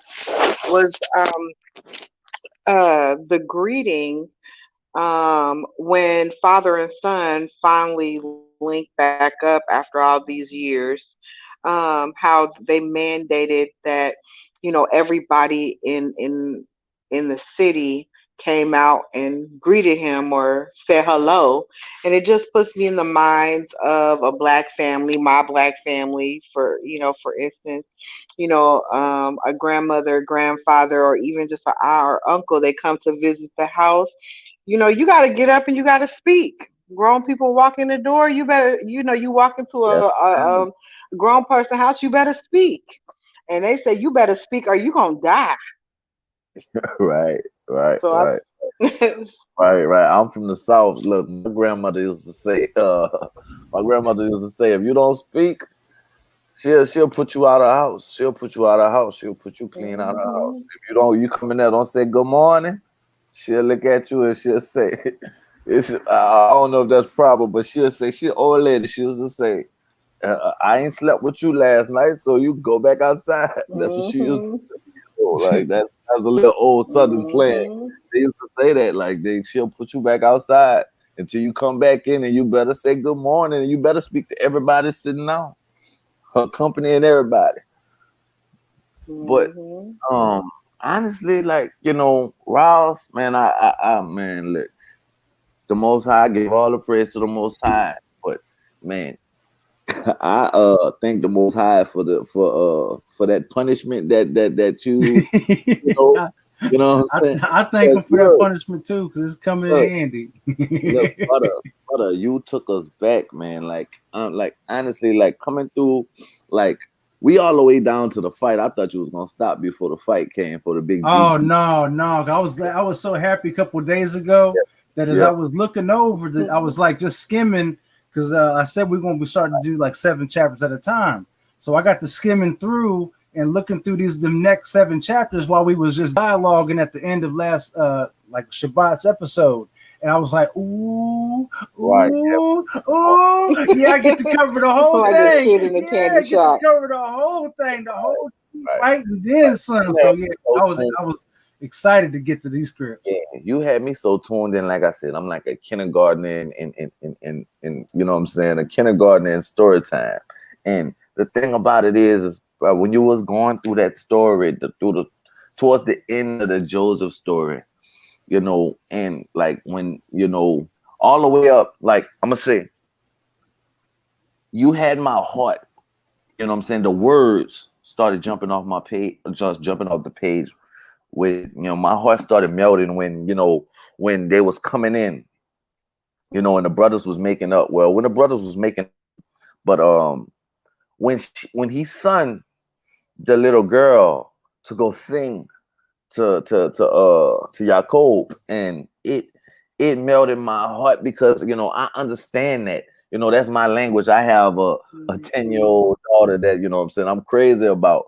And I think my wife even does that, you know what I'm saying, to kind of calm me down, or to, you know what I'm saying, to persuade me to do a little something, you know what I'm saying? Like, if she want to get my favor, she'll send my little girl out first, you know what I'm saying? Just to get my favor on something. She'll send my little girl out to tell me, you know what I'm saying? And that'll calm my heart. So I really felt like truly connected. Like, you know what I'm saying? I think I saw in this chat, you know, I think Miss Sheila Jackson, she said she was crying. Like, I almost got the tears, man. Like, you know, because I was like, I'm trying to, you know, like, you took us through there. Like, I'm really, like I say, I keep saying I feel the sand in my feet, because it's like, you know, you really, like, it really came alive, you know what I mean? And through that whole section of that story, from that part all the way down to when he finally get to see Joseph, you know what I'm saying? When Yaakov finally get to see Joseph, it was just like a buildup in my heart, to where it was like, I know everybody was in the chat. I was in the chat hard too, but everybody was in the chat, even us, you know what I'm saying? It was just like, yo, like this is a melting point right here to me, you know what I'm saying? Because it's like, and then I got to thinking, I said to myself, I said, man, this is what our youth need to be learning. You know what I'm saying? This is what our youth need to be learning about their history. This is their history. Like, you know what I'm saying? Like, they don't need to be learning about no George Washington. That's not gonna make them go out there. George Washington is not gonna make them go out there and really do something, or really get involved. You know what I'm saying? The Most High put these words together for a reason. It's not, he did not conduct this story for us to just take it and once we know who we are, this is what our children, what our youth should be learning. These stories like this, the story like this, like, man, like, you know, I read Jasher, but when you was reading it, Ross, I felt like I was back in kindergarten when, you know, when they sit down and try to read you a story that you're going to take a test on or something like that. I felt like that, and I thought to myself, I said, man, what if I'd have heard this when I was 10 years old? You know what I'm saying? What if When I'd you have was in heard this story? kindergarten. What if I'd have heard this story when I was 10 years old? Where would I be now? You know what I'm Real saying? quick, I want to shout out my brother Black Gold. Sure enough, appreciate you for Shout tuning out in, to y'all, family. That's my partner right there. That's my peoples. He cool peoples, man. That's a good brother right there. It just really done something for me, and I think it did something for everybody in the chat. And I love y'all in the chat. Y'all go so hard. It's like, you know, it's us. Like, and you gotta understand that the G fight story is what started our whole fellowship. Would have changed everything. See, You know when what you I'm saying? said, like, if this right here would have been read to you like this, or, you know, Wow. things like this would have read to you more often, it would have changed everything. This is what I mean, like, this is the stuff that we need for our youth. Because as I come up to, you know what I'm saying, certain stuff right now, like, see, Passover coming up. You remember I told you I was looking for the menorah. I finally got my menorah. I didn't remember, I was trying to buy it, you know what I'm saying, through the community, but I didn't know who sold menorahs. If anybody know anybody that's Hebrew selling menorahs, y'all need to drop it in the chat or something like that. You know what I'm saying? Because I'm trying to get me one from a Hebrew, but I ended up getting one just on the strength because I needed one. So I got a 7-branch menorah because Passover is coming up, and we don't celebrate no holidays but Passover and the feast days and stuff like that. So me, my wife, my little girl, and my newborn, I have a newborn. She's, you know, we take those things serious, and we redo it all up. We kind of put our own thing on it. It's not all, you know what I'm saying? It ain't all, you know what I'm saying? Look. Remember we was talking about that? Right. Yeah. We was talking about you saying, Bo, you must have came from Naphtali, boy. Yeah, Naphtali, he was pretty, he had to be fast. So run back to Egypt. Yeah, man, not just run back to Egypt. You brought that up when we were talking about it before, but just the fact of how they speak him up, like, and Naphtali, He was swifter than all the stags. What they say, he ran Boy, on he could run on ears of corn and not break them. corn. Hey, hey, hey. But Boy, back to what I was saying, though, brother. It's just, when I think about that, and like I said, if I would have heard that, that's what made me so hard on doing Passover. You know what I'm saying? Because the Bible say that we should that Passover is for the remembrance, so you could teach it to your children. You know what I mean? So when I sit there and think about Passover, I'm doing this, you know what I'm saying, for my daughter, and you know what I'm saying, and my newborn daughter, so they can grow up with that, you know what I mean? And now that I'm thinking about that, you know what I'm saying, I'm thinking about that. Thank you, brother. Shalom, shalom, shalom, shalom, shalom. Thank y'all. But it's really just, I really think about that, because now when I sit there and think about that, where would I be if I would have heard this story taught to me like history? That motivates me, like, Passover. And then Passover is a big week for me, period. My birthday is April 2nd. It's on Pagan Good Friday. You know what I'm saying? My birthday is actually on Pagan Good Friday. My anniversary is March 30th. So it's all in the week of Passover. So this is a pretty big week for me. You know what I mean? So I'm gonna be like this done so much for me. And like I said, Brother Ross, like, it's something about that word, man. That word does something, man. It does something. I think it really did something for everybody in the chat. But I can't stress it enough that we should be able to pick up our faith from this, pick up our history from this, and teach it to our kids. They're the next generation. When I sit there and think about, what I'm saying, the awakening and everything, you know what I'm saying? When I sit there and think about the awakening, I think more about the awakening for my children than I think about it for me. You know what I'm saying? I think about it for my children more than I think about it for me. And it's just something about these words, these stories, and we ain't even done. You know what I'm saying? Like, this is just one of the first big stories. You know what I mean? This is one of the first kind of, I ain't gonna say big stories. It's the most. It's one of the first action-packed stories. We ain't even got into it yet. And I was almost in tears. I was with Miss Sheila Jackson and Shauna Shade, like, and my mom down there. Shout out Miss Lemura, that's my mom. I was, you know what I'm saying, like, I was with y'all. I was almost crying. I thought I took the computer outside. I had to get some fresh air because I was like, man, Rawls, you killing it right now, man. Man, but what I meant by those are my best teachers, the ones that would read like this. And put the feeling and emotion to it. You can tell that teacher had read that book a couple times before doing the reading to us, Right. and that's the kind of reading that taught me best. And so, not only that, but that helped me learn punctuation.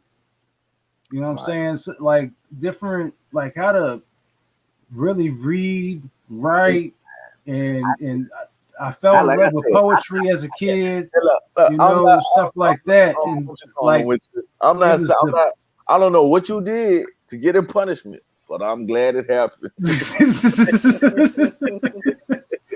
I broke curfew. I'm with you when I was fighting. I wasn't doing my homework. I was stealing. I was doing all kinds of bad stuff in Virginia Beach and then all over the place, wherever I was at, being passed around for being in a broken home. They meant it for bad, but the Most High meant it for good, man. Yeah, he did. And so a lot of these scripts, I'm trying to remember who it was that first told me that we're supposed to find ourselves in these scriptures.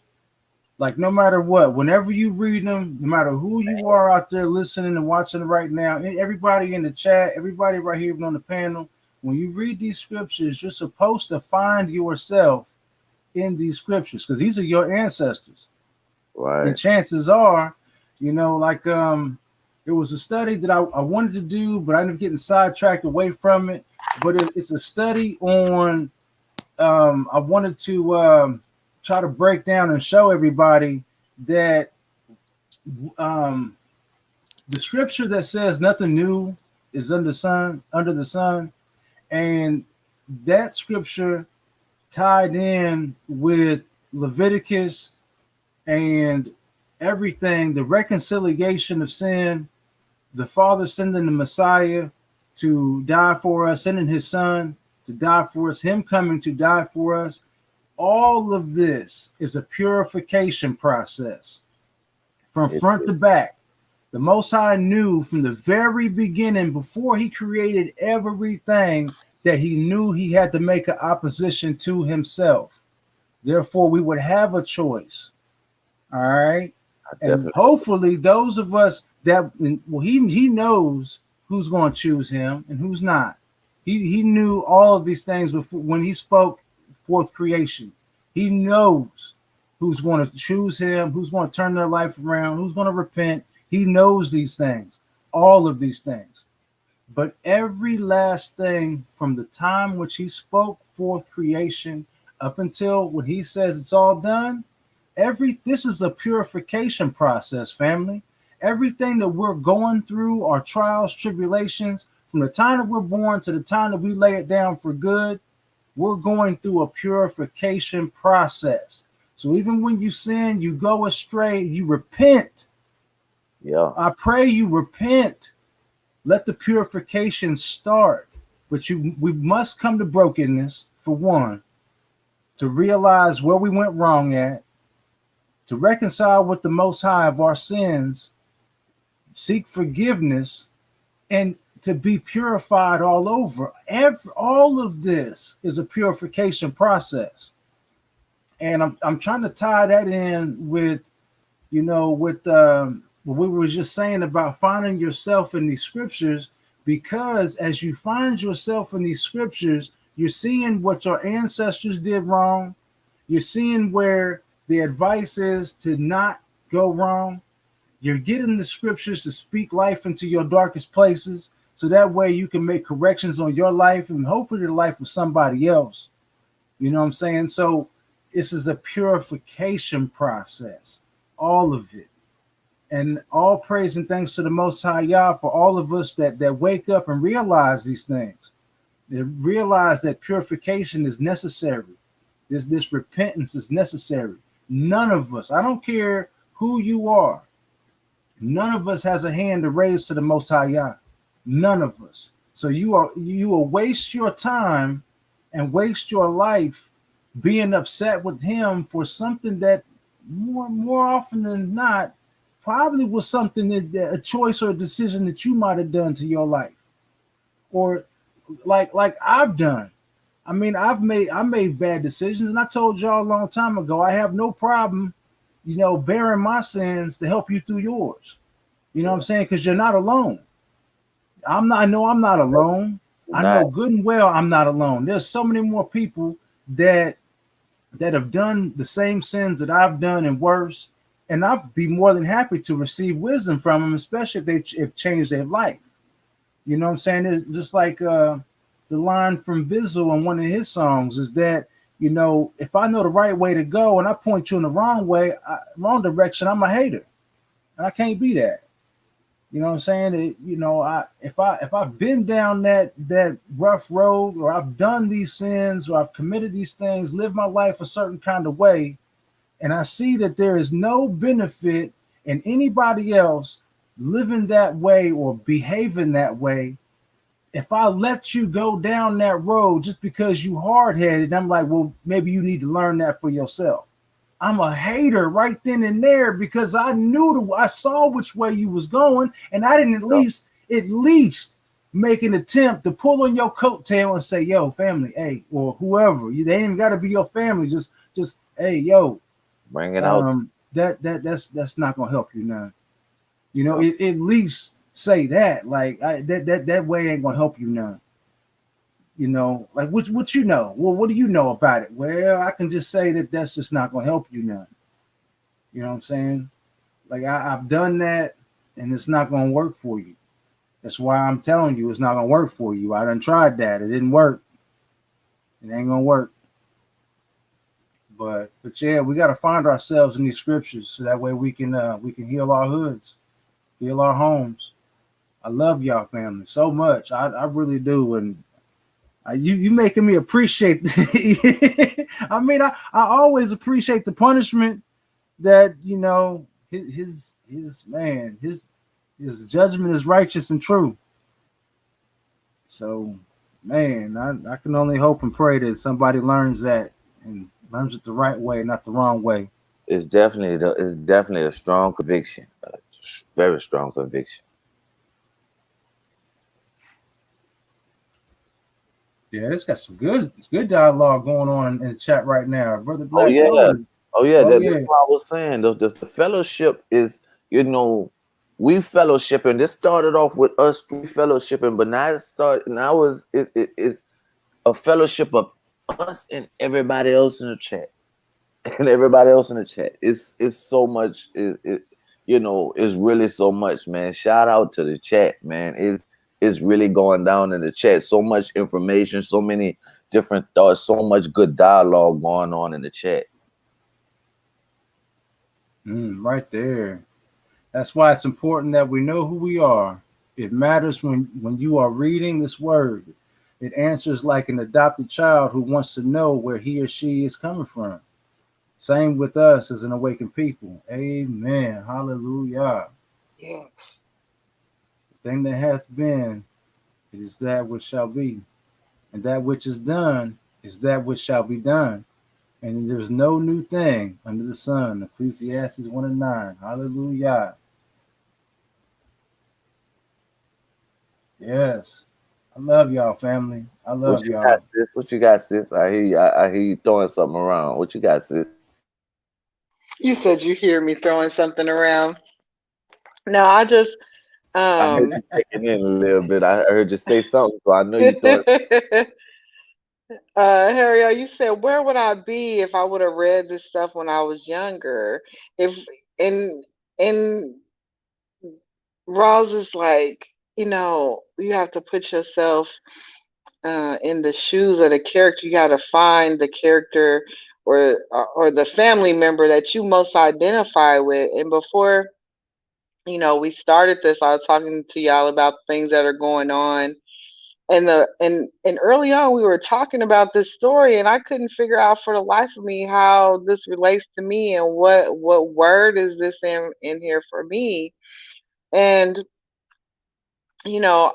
later on in the reading I realized, wow, this is the exact same confrontation that I had today. No, it doesn't have to do with somebody, selling me for silver, but um here I am arguing with family members back and forth, the same kind of fight. And I'm in a position where I feel like um which way I need to go.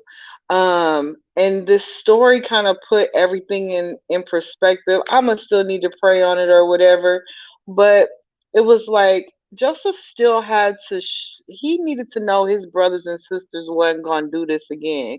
He kind of low key had to teach them a lesson for what they had done to him, and he got them to the point to the brink of almost war before he revealed himself to them to let them know, hey, it's me, and this is why I did all of this.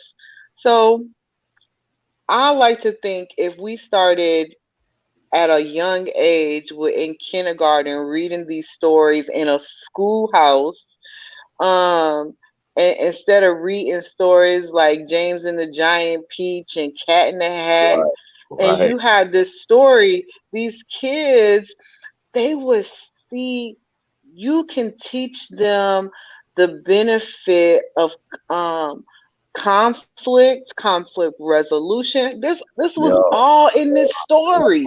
yo, I mean, just like yo, it was.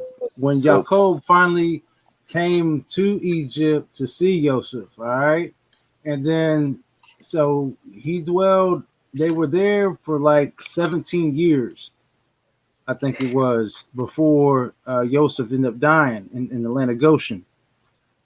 But from the time that Jacob, set up shop in Egypt, the scripture told us that Ephraim and Manasseh, the sons of Joseph, had dwelled in the house of Jacob, learning the instruction, the ways, and the law of Yahuwah from Jacob. So that tradition that we're speaking on right now, we are seeing this over and over and over and over.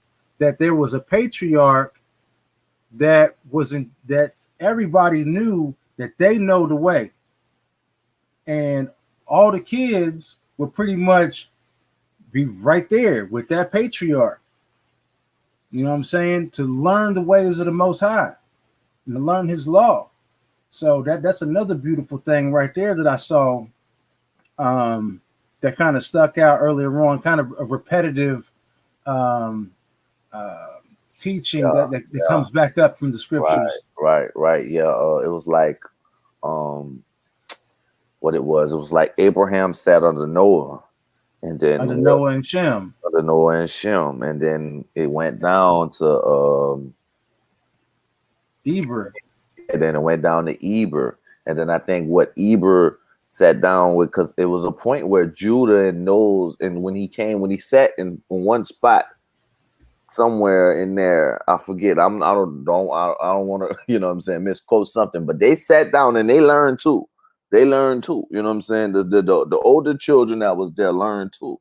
Everybody learned, and it sticks out to me. Like I said, you know what I'm saying. I'm going back to Passover again, but it sticks out to me that in Deuteronomy, in Deuteronomy, it says to teach it to your children, to teach the story of when He brought us out of Egypt, and teach it to your children. You know what I'm saying? And it kind of dawns on me that we're in this society, in this country, in this nation, and where we are today. You know what I'm saying? He was saying, teach it to our children, And because your children's children. and your children's children, because the first thing they did when we got here, they said they wasn't even, well, not even when we got here. They said when we was going through the door of no return, the first thing they was doing was taking us away from our Elohim. It was taking us away from the Most High. The first thing they did was try to, push their rhetoric on our belief system. The first thing that was attacked was our belief system. You see what I'm saying? We couldn't go through the door of return without the Catholic priest throwing some, giving us a sprinkle or whatever they was doing. You know what I mean? But when he said teach Them it to shots. when he said, yeah, exactly. When he said teach it to your children, if your children already know, like when we were sitting there thinking about the boldness of Judah.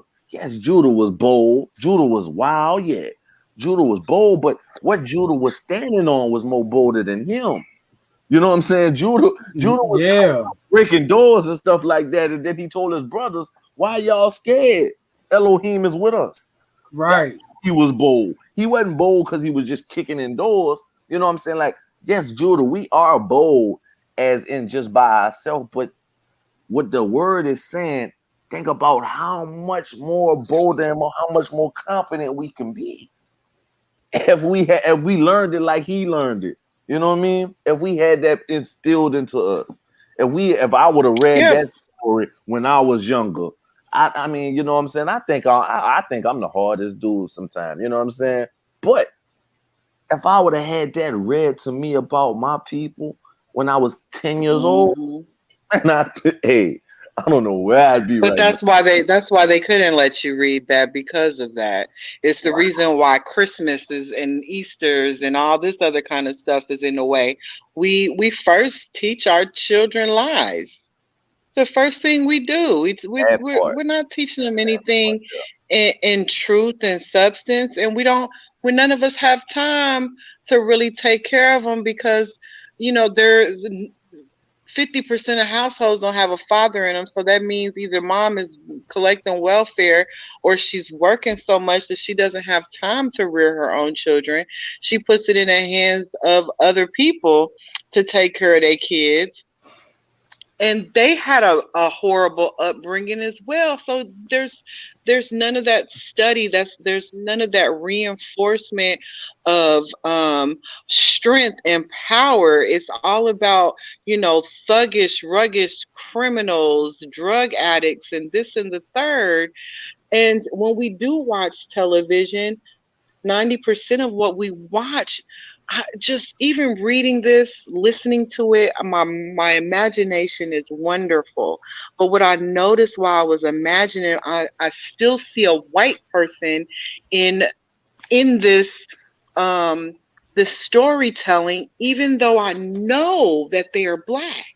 I don't. But my I, programming, I don't, I don't. Brother Rouse is doing a good I, job of giving the Hebrew I'm perspective. he is, don't get me wrong, he is, but like the scene with the father and the son meeting back up, and him stepping off his chariot to walk to his father, the first thing I that was like in my mind, the first vision was like some one of them Roman movies where you have the young Caesar or somebody getting down, and that's what I saw, and I had to check myself because of my own programming. I Every feel time you. we Hey, turn on the hey, That's fair. television, and I can it's feel that. it's 'Cause I don't mean to. I could feel it because I know what you're saying. Because, and that's why I was saying why it's so important that, you know, I wish I could have read this when I was. I wish this would have been read. Not I could have read it. I wish this would have been read to me by my teacher when I was 10, because this would have done so much for mhm, me. Because I know what you're saying by the programming of it. Because see, mhm, what really touched me was the good parts. You see, we are so mhm. programmed that nothing good, you know what I'm saying? Like nothing good could Exactly. come out of our situations. You know what I'm saying? We don't have too many programmings to where the father, I mean, when you sit there and think about it, okay, think about all the good movies that sit there and make you cry that's coming out about black people. It don't have no father situation. You know what I'm saying? Like Joseph was coming back, and you know what I mean? Jacob was coming back to see his son. Where's that? That was a beautiful father and son relationship. You don't really have that demonstrated. You don't really have that demonstrated in No, our you society. and what and You that don't and have that's it. the next thing I was getting at. You Most of the television we watch is full of white people, Mhm. and if you think about the stuff that we are watching, the history movies, we're not even in half of those movies. And then the futuristic movies, I remember watching Star Trek for the first time, and until that black woman showed up, they didn't want us in the future either. We have been they didn't want us in the past, and they weren't putting us in the future either. So when you think about it, you're always ostracized. When it was later in life I finally made that correlation.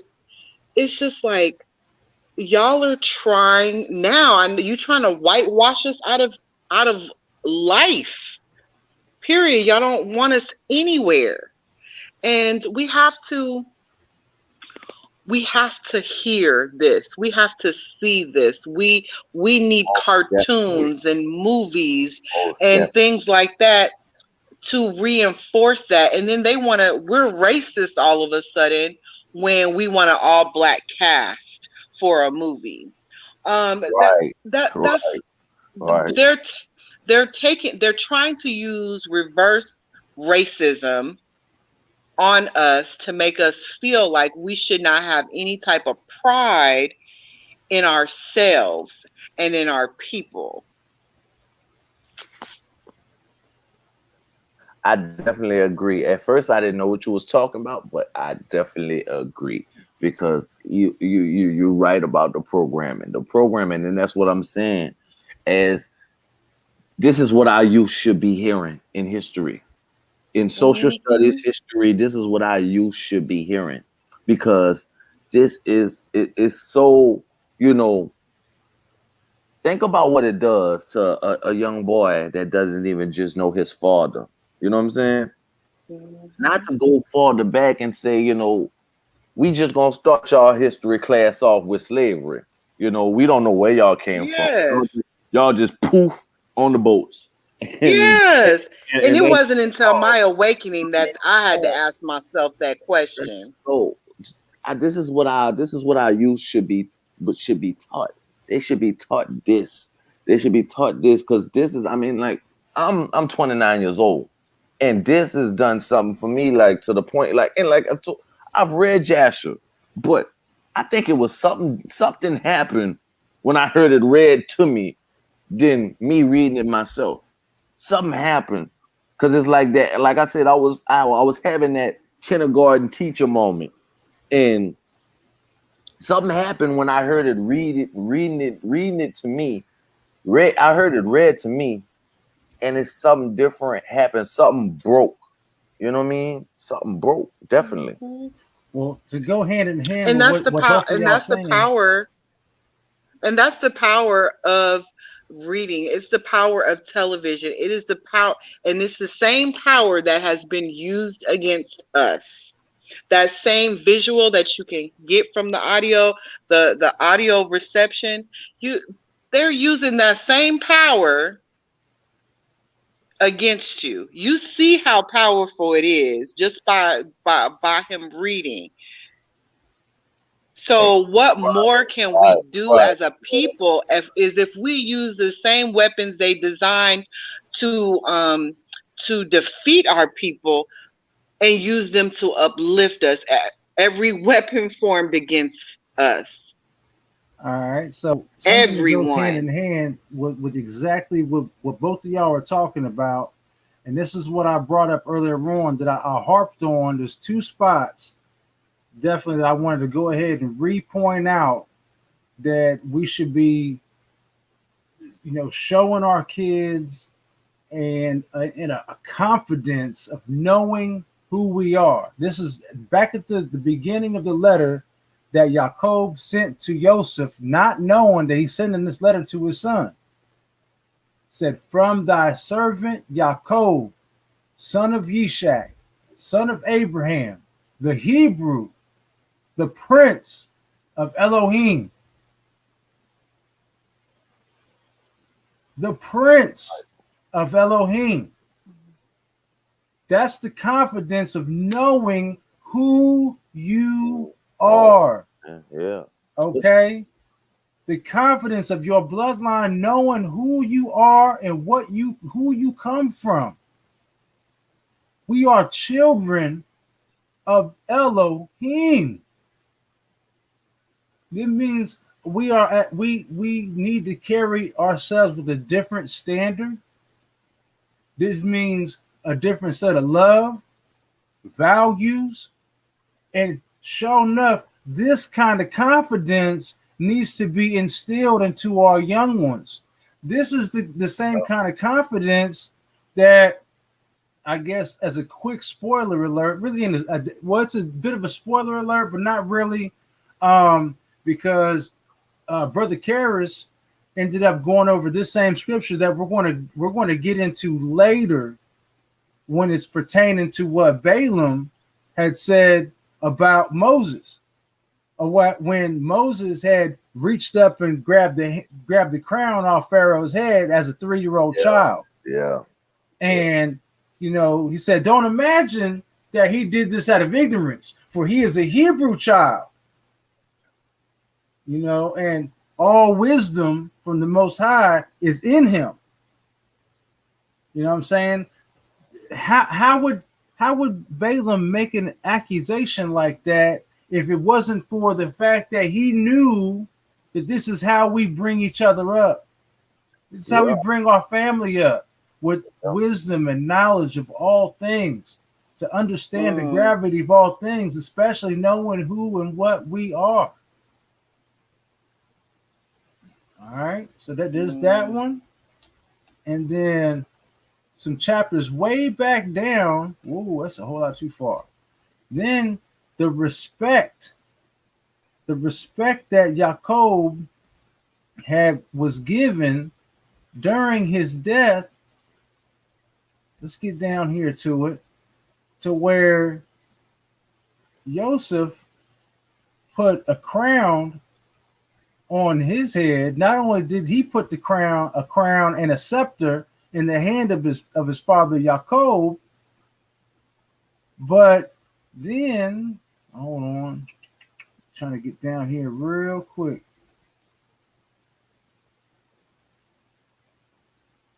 I'm trying to get down here. So they embalmed him there. And then, Joseph placed upon his head, his father Jacob, a large golden crown. And he put a golden scepter in his hand. So what we're witnessing right now is the burial of a king. He was buried this way in the manner of a king. But doesn't that sound like how they find the tombs in Egypt?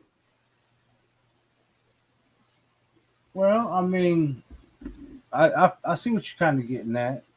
You know, when a person of royalty is buried with all kinds of treasures and things like that. Mm-hmm. Yeah, I see what you mean by that. It was a king's burial because you gotta remember too.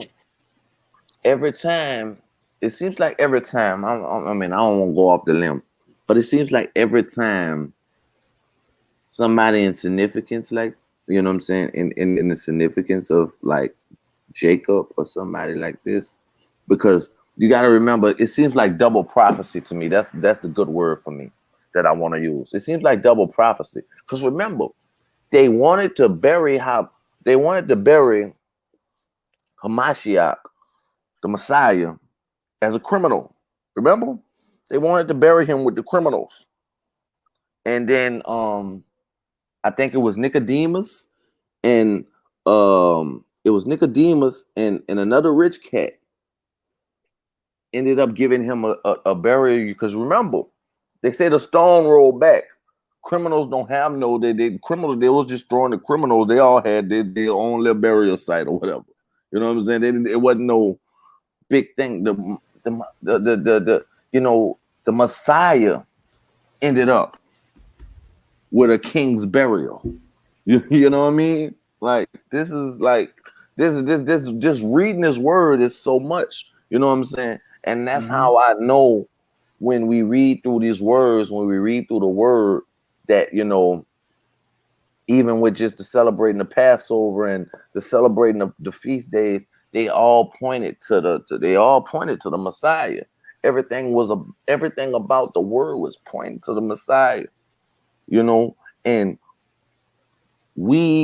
that's why I think sis said a line earlier. I can't think exactly what she said. I can't quote her on what she said, but the power of you reading these words, Ross, it's not you. You know what I'm saying? No, it's not me. And I'm not dogging your reading because your reading is excellent, but it's not you. Right here. It's not you. Auntie Cam too. Reading out loud really helps you hear it differently. Yeah. Mm-hmm. And I never before did I ever really give a lot of thought to, when they go dig up tombs, these ancient tombs that, I really thought it was a historical, aspect. And yeah, we need to know these things. Now in my awakening, I feel really different. I feel like they're tomb robbers, and like I feel like you digging up my family. I feel like it's a sacrilege. I feel like it's all kinds of wrong. It's like when I like here lately, they've been they found some more tombs and I believe Iran, somewhere around there near Egypt, but not quite in Egypt. And I'm not happy with it. And I can't explain that other than, it's a good possibility that these are my family members. Or, I mean, what happens when we all die 100, 500 years from now? Do they dig us back up too and put us on display? Oh no, no. No, we I No, I mean no one knows the day. 1,000 years.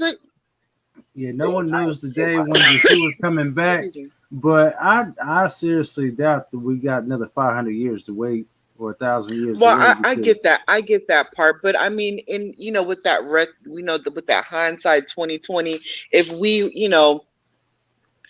we couldn't imagine, 1,000 years from now, that people would dig you up. You think when you're put in the ground that it's your final resting place on this earth, and for people to go back and dig you up and put you in a museum so yeah, Yeah, everybody can pay to see you. yeah, I yeah, hear you. I yeah, hear I you. agree. Yeah, I agree But with Shauna It Shade did right it here. didn't It'll all used to be a wrap bother by me. then. yeah, it'll all be a wrap by then. And but you know what? You know what this word make me feel like, brother? And I ain't gonna lie. That's probably why I need to go to sleep right now. Because you hear me? That's probably why I need to go to sleep right now. Man, this word make me feel like I could go, like I could run up in there and take over the country and bring us all back. Like, you know what I'm saying? Not like that, but you know what I mean? Like, this word does something to us.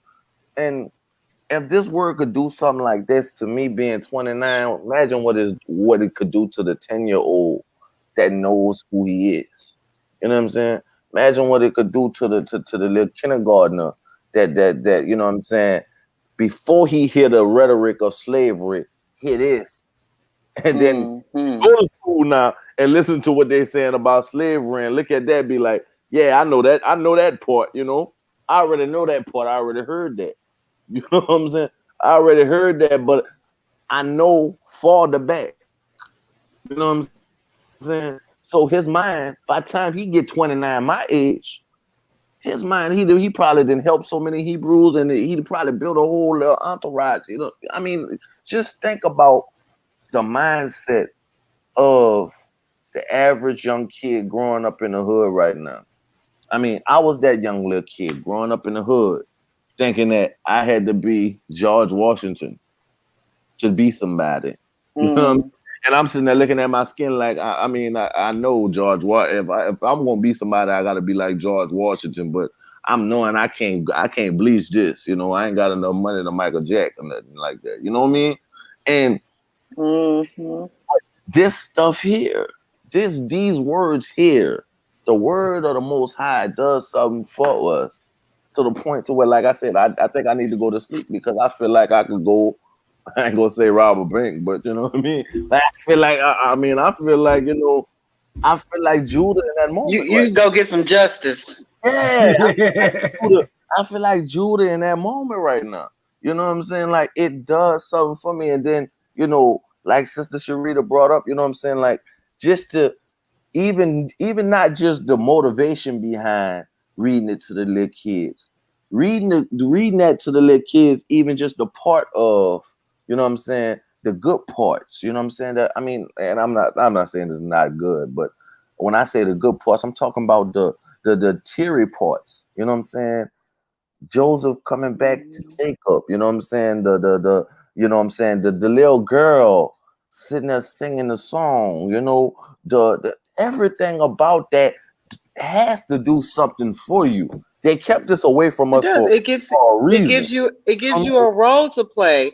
It's just like any movie you watch, whether it's Batman and Robin or the Joker, everybody can relate to one of the characters in that story. And throughout that movie for that hour or that 2 hours you're sitting in that movie theater, you take a role, just like Ross asked you to do here, is pick a person in there that you identify with. And if you can identify with somebody in that character, then you want to aspire to be more like them. Whether it's the little girl that could sing, or the father that was loving to his son, or the brother that taught other siblings a lesson. You relate to that and you try to emulate it in your life. And if you have stories and people and family members that um, uh, that you can idolize, in a sense, in a positive light, instead of only seeing strippers, pimps, hoes, and getting money and twerking. This is what they put out in front of us, and this is all we have to pick from. It ain't no different than the elections. Oh, Right, right, it's a selection. Here's what you have to choose from, and it's all piss poor. We don't have anything that's really wholesome, and then when we think something is wholesome, they put all kinds of little um satanic and demonic things in it, and then right. you later realize what it really is. But So this is definitely perception, having good models in front of these children and even us adults, because we need to learn how to conflict resolutions. We need to learn how to treat one another. We need to learn how to respect our elders, even at our ages of not being children anymore. It's so much that we lack in our upbringing that make us the people and the nation that we are today. And the first thing, the first and most important step, well, the number one and two. All right. So first and foremost, we know that the most righteous law that there is to love the Father with all your heart and soul. Yeshua said to also love your brother as you love yourself. All right. Now, in simple terms, outside of the first one, to love the Most High with all your heart and soul, with all your strength, a simple thing to do in this process is to breathe life. Breathe life. If we learn how to breathe life into our, our neighbor or our brother or our sister, breathe life into their darkest places, that's the kind of love that teaches you how to respect your elders, teaches you how to respect each other and respect yourselves, just by simply learning how to breathe life into those dark places. You know what I'm saying? So, that right there covers a multitude of things. And so, real quick, like I brought up, pulled up on the screen, is the last part to tie into this royalty of knowing who we are and this and everything. And all the kings of Canaan heard this thing, and they all went forth, each man from his house, 31 kings of Canaan, and they all came with their men to mourn and weep over Jacob. And all these kings beheld Jacob's bier, and behold, Joseph's crown was upon it. And they also put their crowns upon the bier and encircled it with crowns. This, I mean, I don't know of anybody that got buried like this. Nobody. And it was even said down here, after the fight, that, no king had such honor paid him as Joseph paid unto his father at his death. For he buried him with great honor, like unto the burial of kings. And I don't think there's a king that was ever buried that was honored this way, at least not by love, not by sheer love and honor, true honor. We did see that Joseph put a decree out there that if whoever didn't pay homage to his dad, they was gonna die. There's that part. Yeah, I get where some people can say, well, that was a fear tactic, but that was against the people of Egypt for his father. You know what I'm saying? So all the rest of the kings of Canaan and all that, they came out, and even after the sons of Jacob had laid waste and waged war through Canaan, they ended up making peace with them. And then at the death of Jacob, through love and respect for Jacob, they all laid their crowns in his casket. That's a whole different understanding right there. Like I said, you got the one decree from Joseph to say, well, whoever don't show up, you're gonna die. That's one thing. But I don't think no king ever outside of Yeshua deserved as much as much of a burial to be honored this way. You know, say outside of Yeshua. You know what I'm saying? So, I mean, I know we thank Solomon for all of his wisdom and everything. But we also saw how Solomon fell off. So, but this king in our lineage didn't fall off.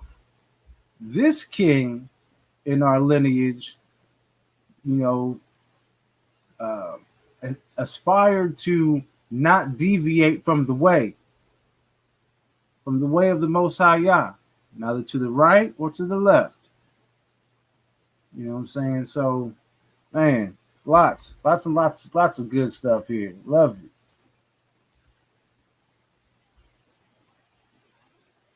Lots of good stuff. Thank you again. Mm-hmm. So much. Well, family, matter of fact, there's been some good quotes all through here. Oh my goodness, family been everybody has been saying lots and lots of good information all through this chat. And yep, that's our forefathers. Yep. Israel. That's right. Absolutely. Well, family, y'all got anything left for as an overview or anything before we go ahead and jump on up out of here? I think I done said all I'm gonna say. Ain't that Me it? too. I think we got another piece of armor today. That's all I'm saying. Yeah, Our yeah. That's what armor we got. that, what we need to do moving forward and how to protect and love our families. Shalom, family. Yeah, and I think we definitely got a treat today. Like, I said before we even started that, I needed a good word, and I think you know, I'm on the panel, but I think I bit into more than what I could eat.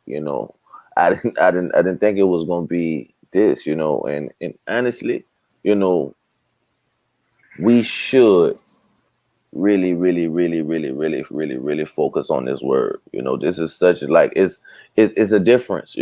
I think Sister Sharita said it that it's so powerful when we tell our story, when we read it.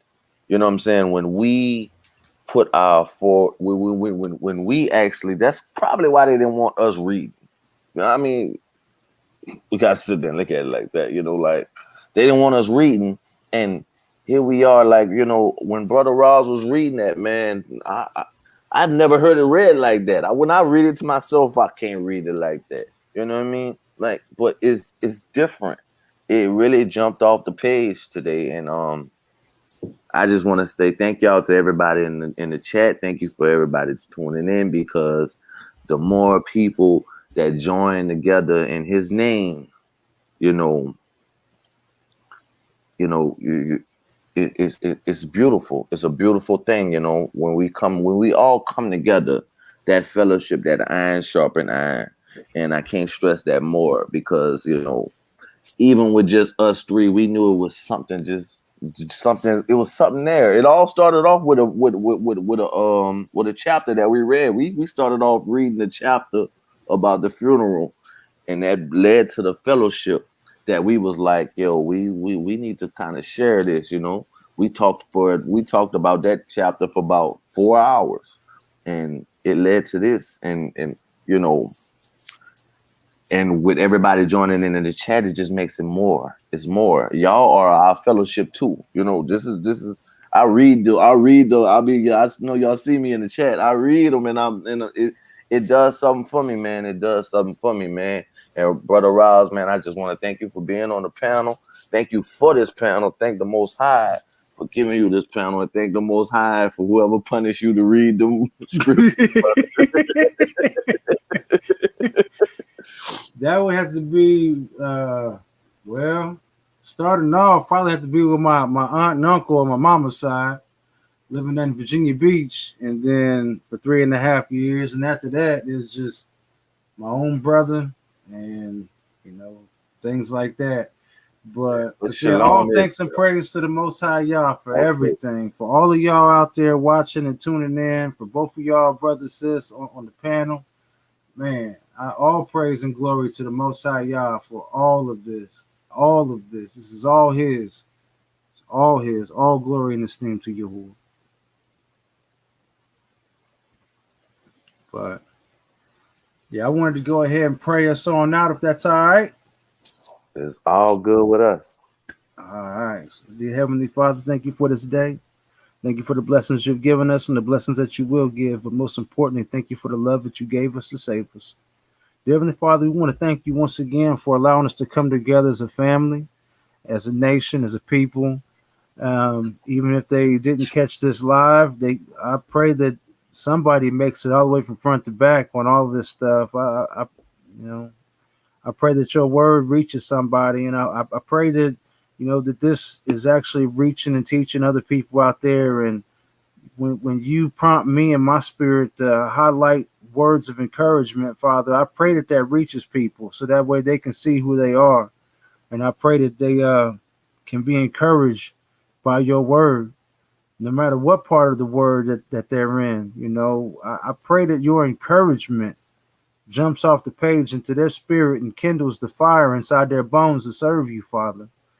We need you. We need you, Father.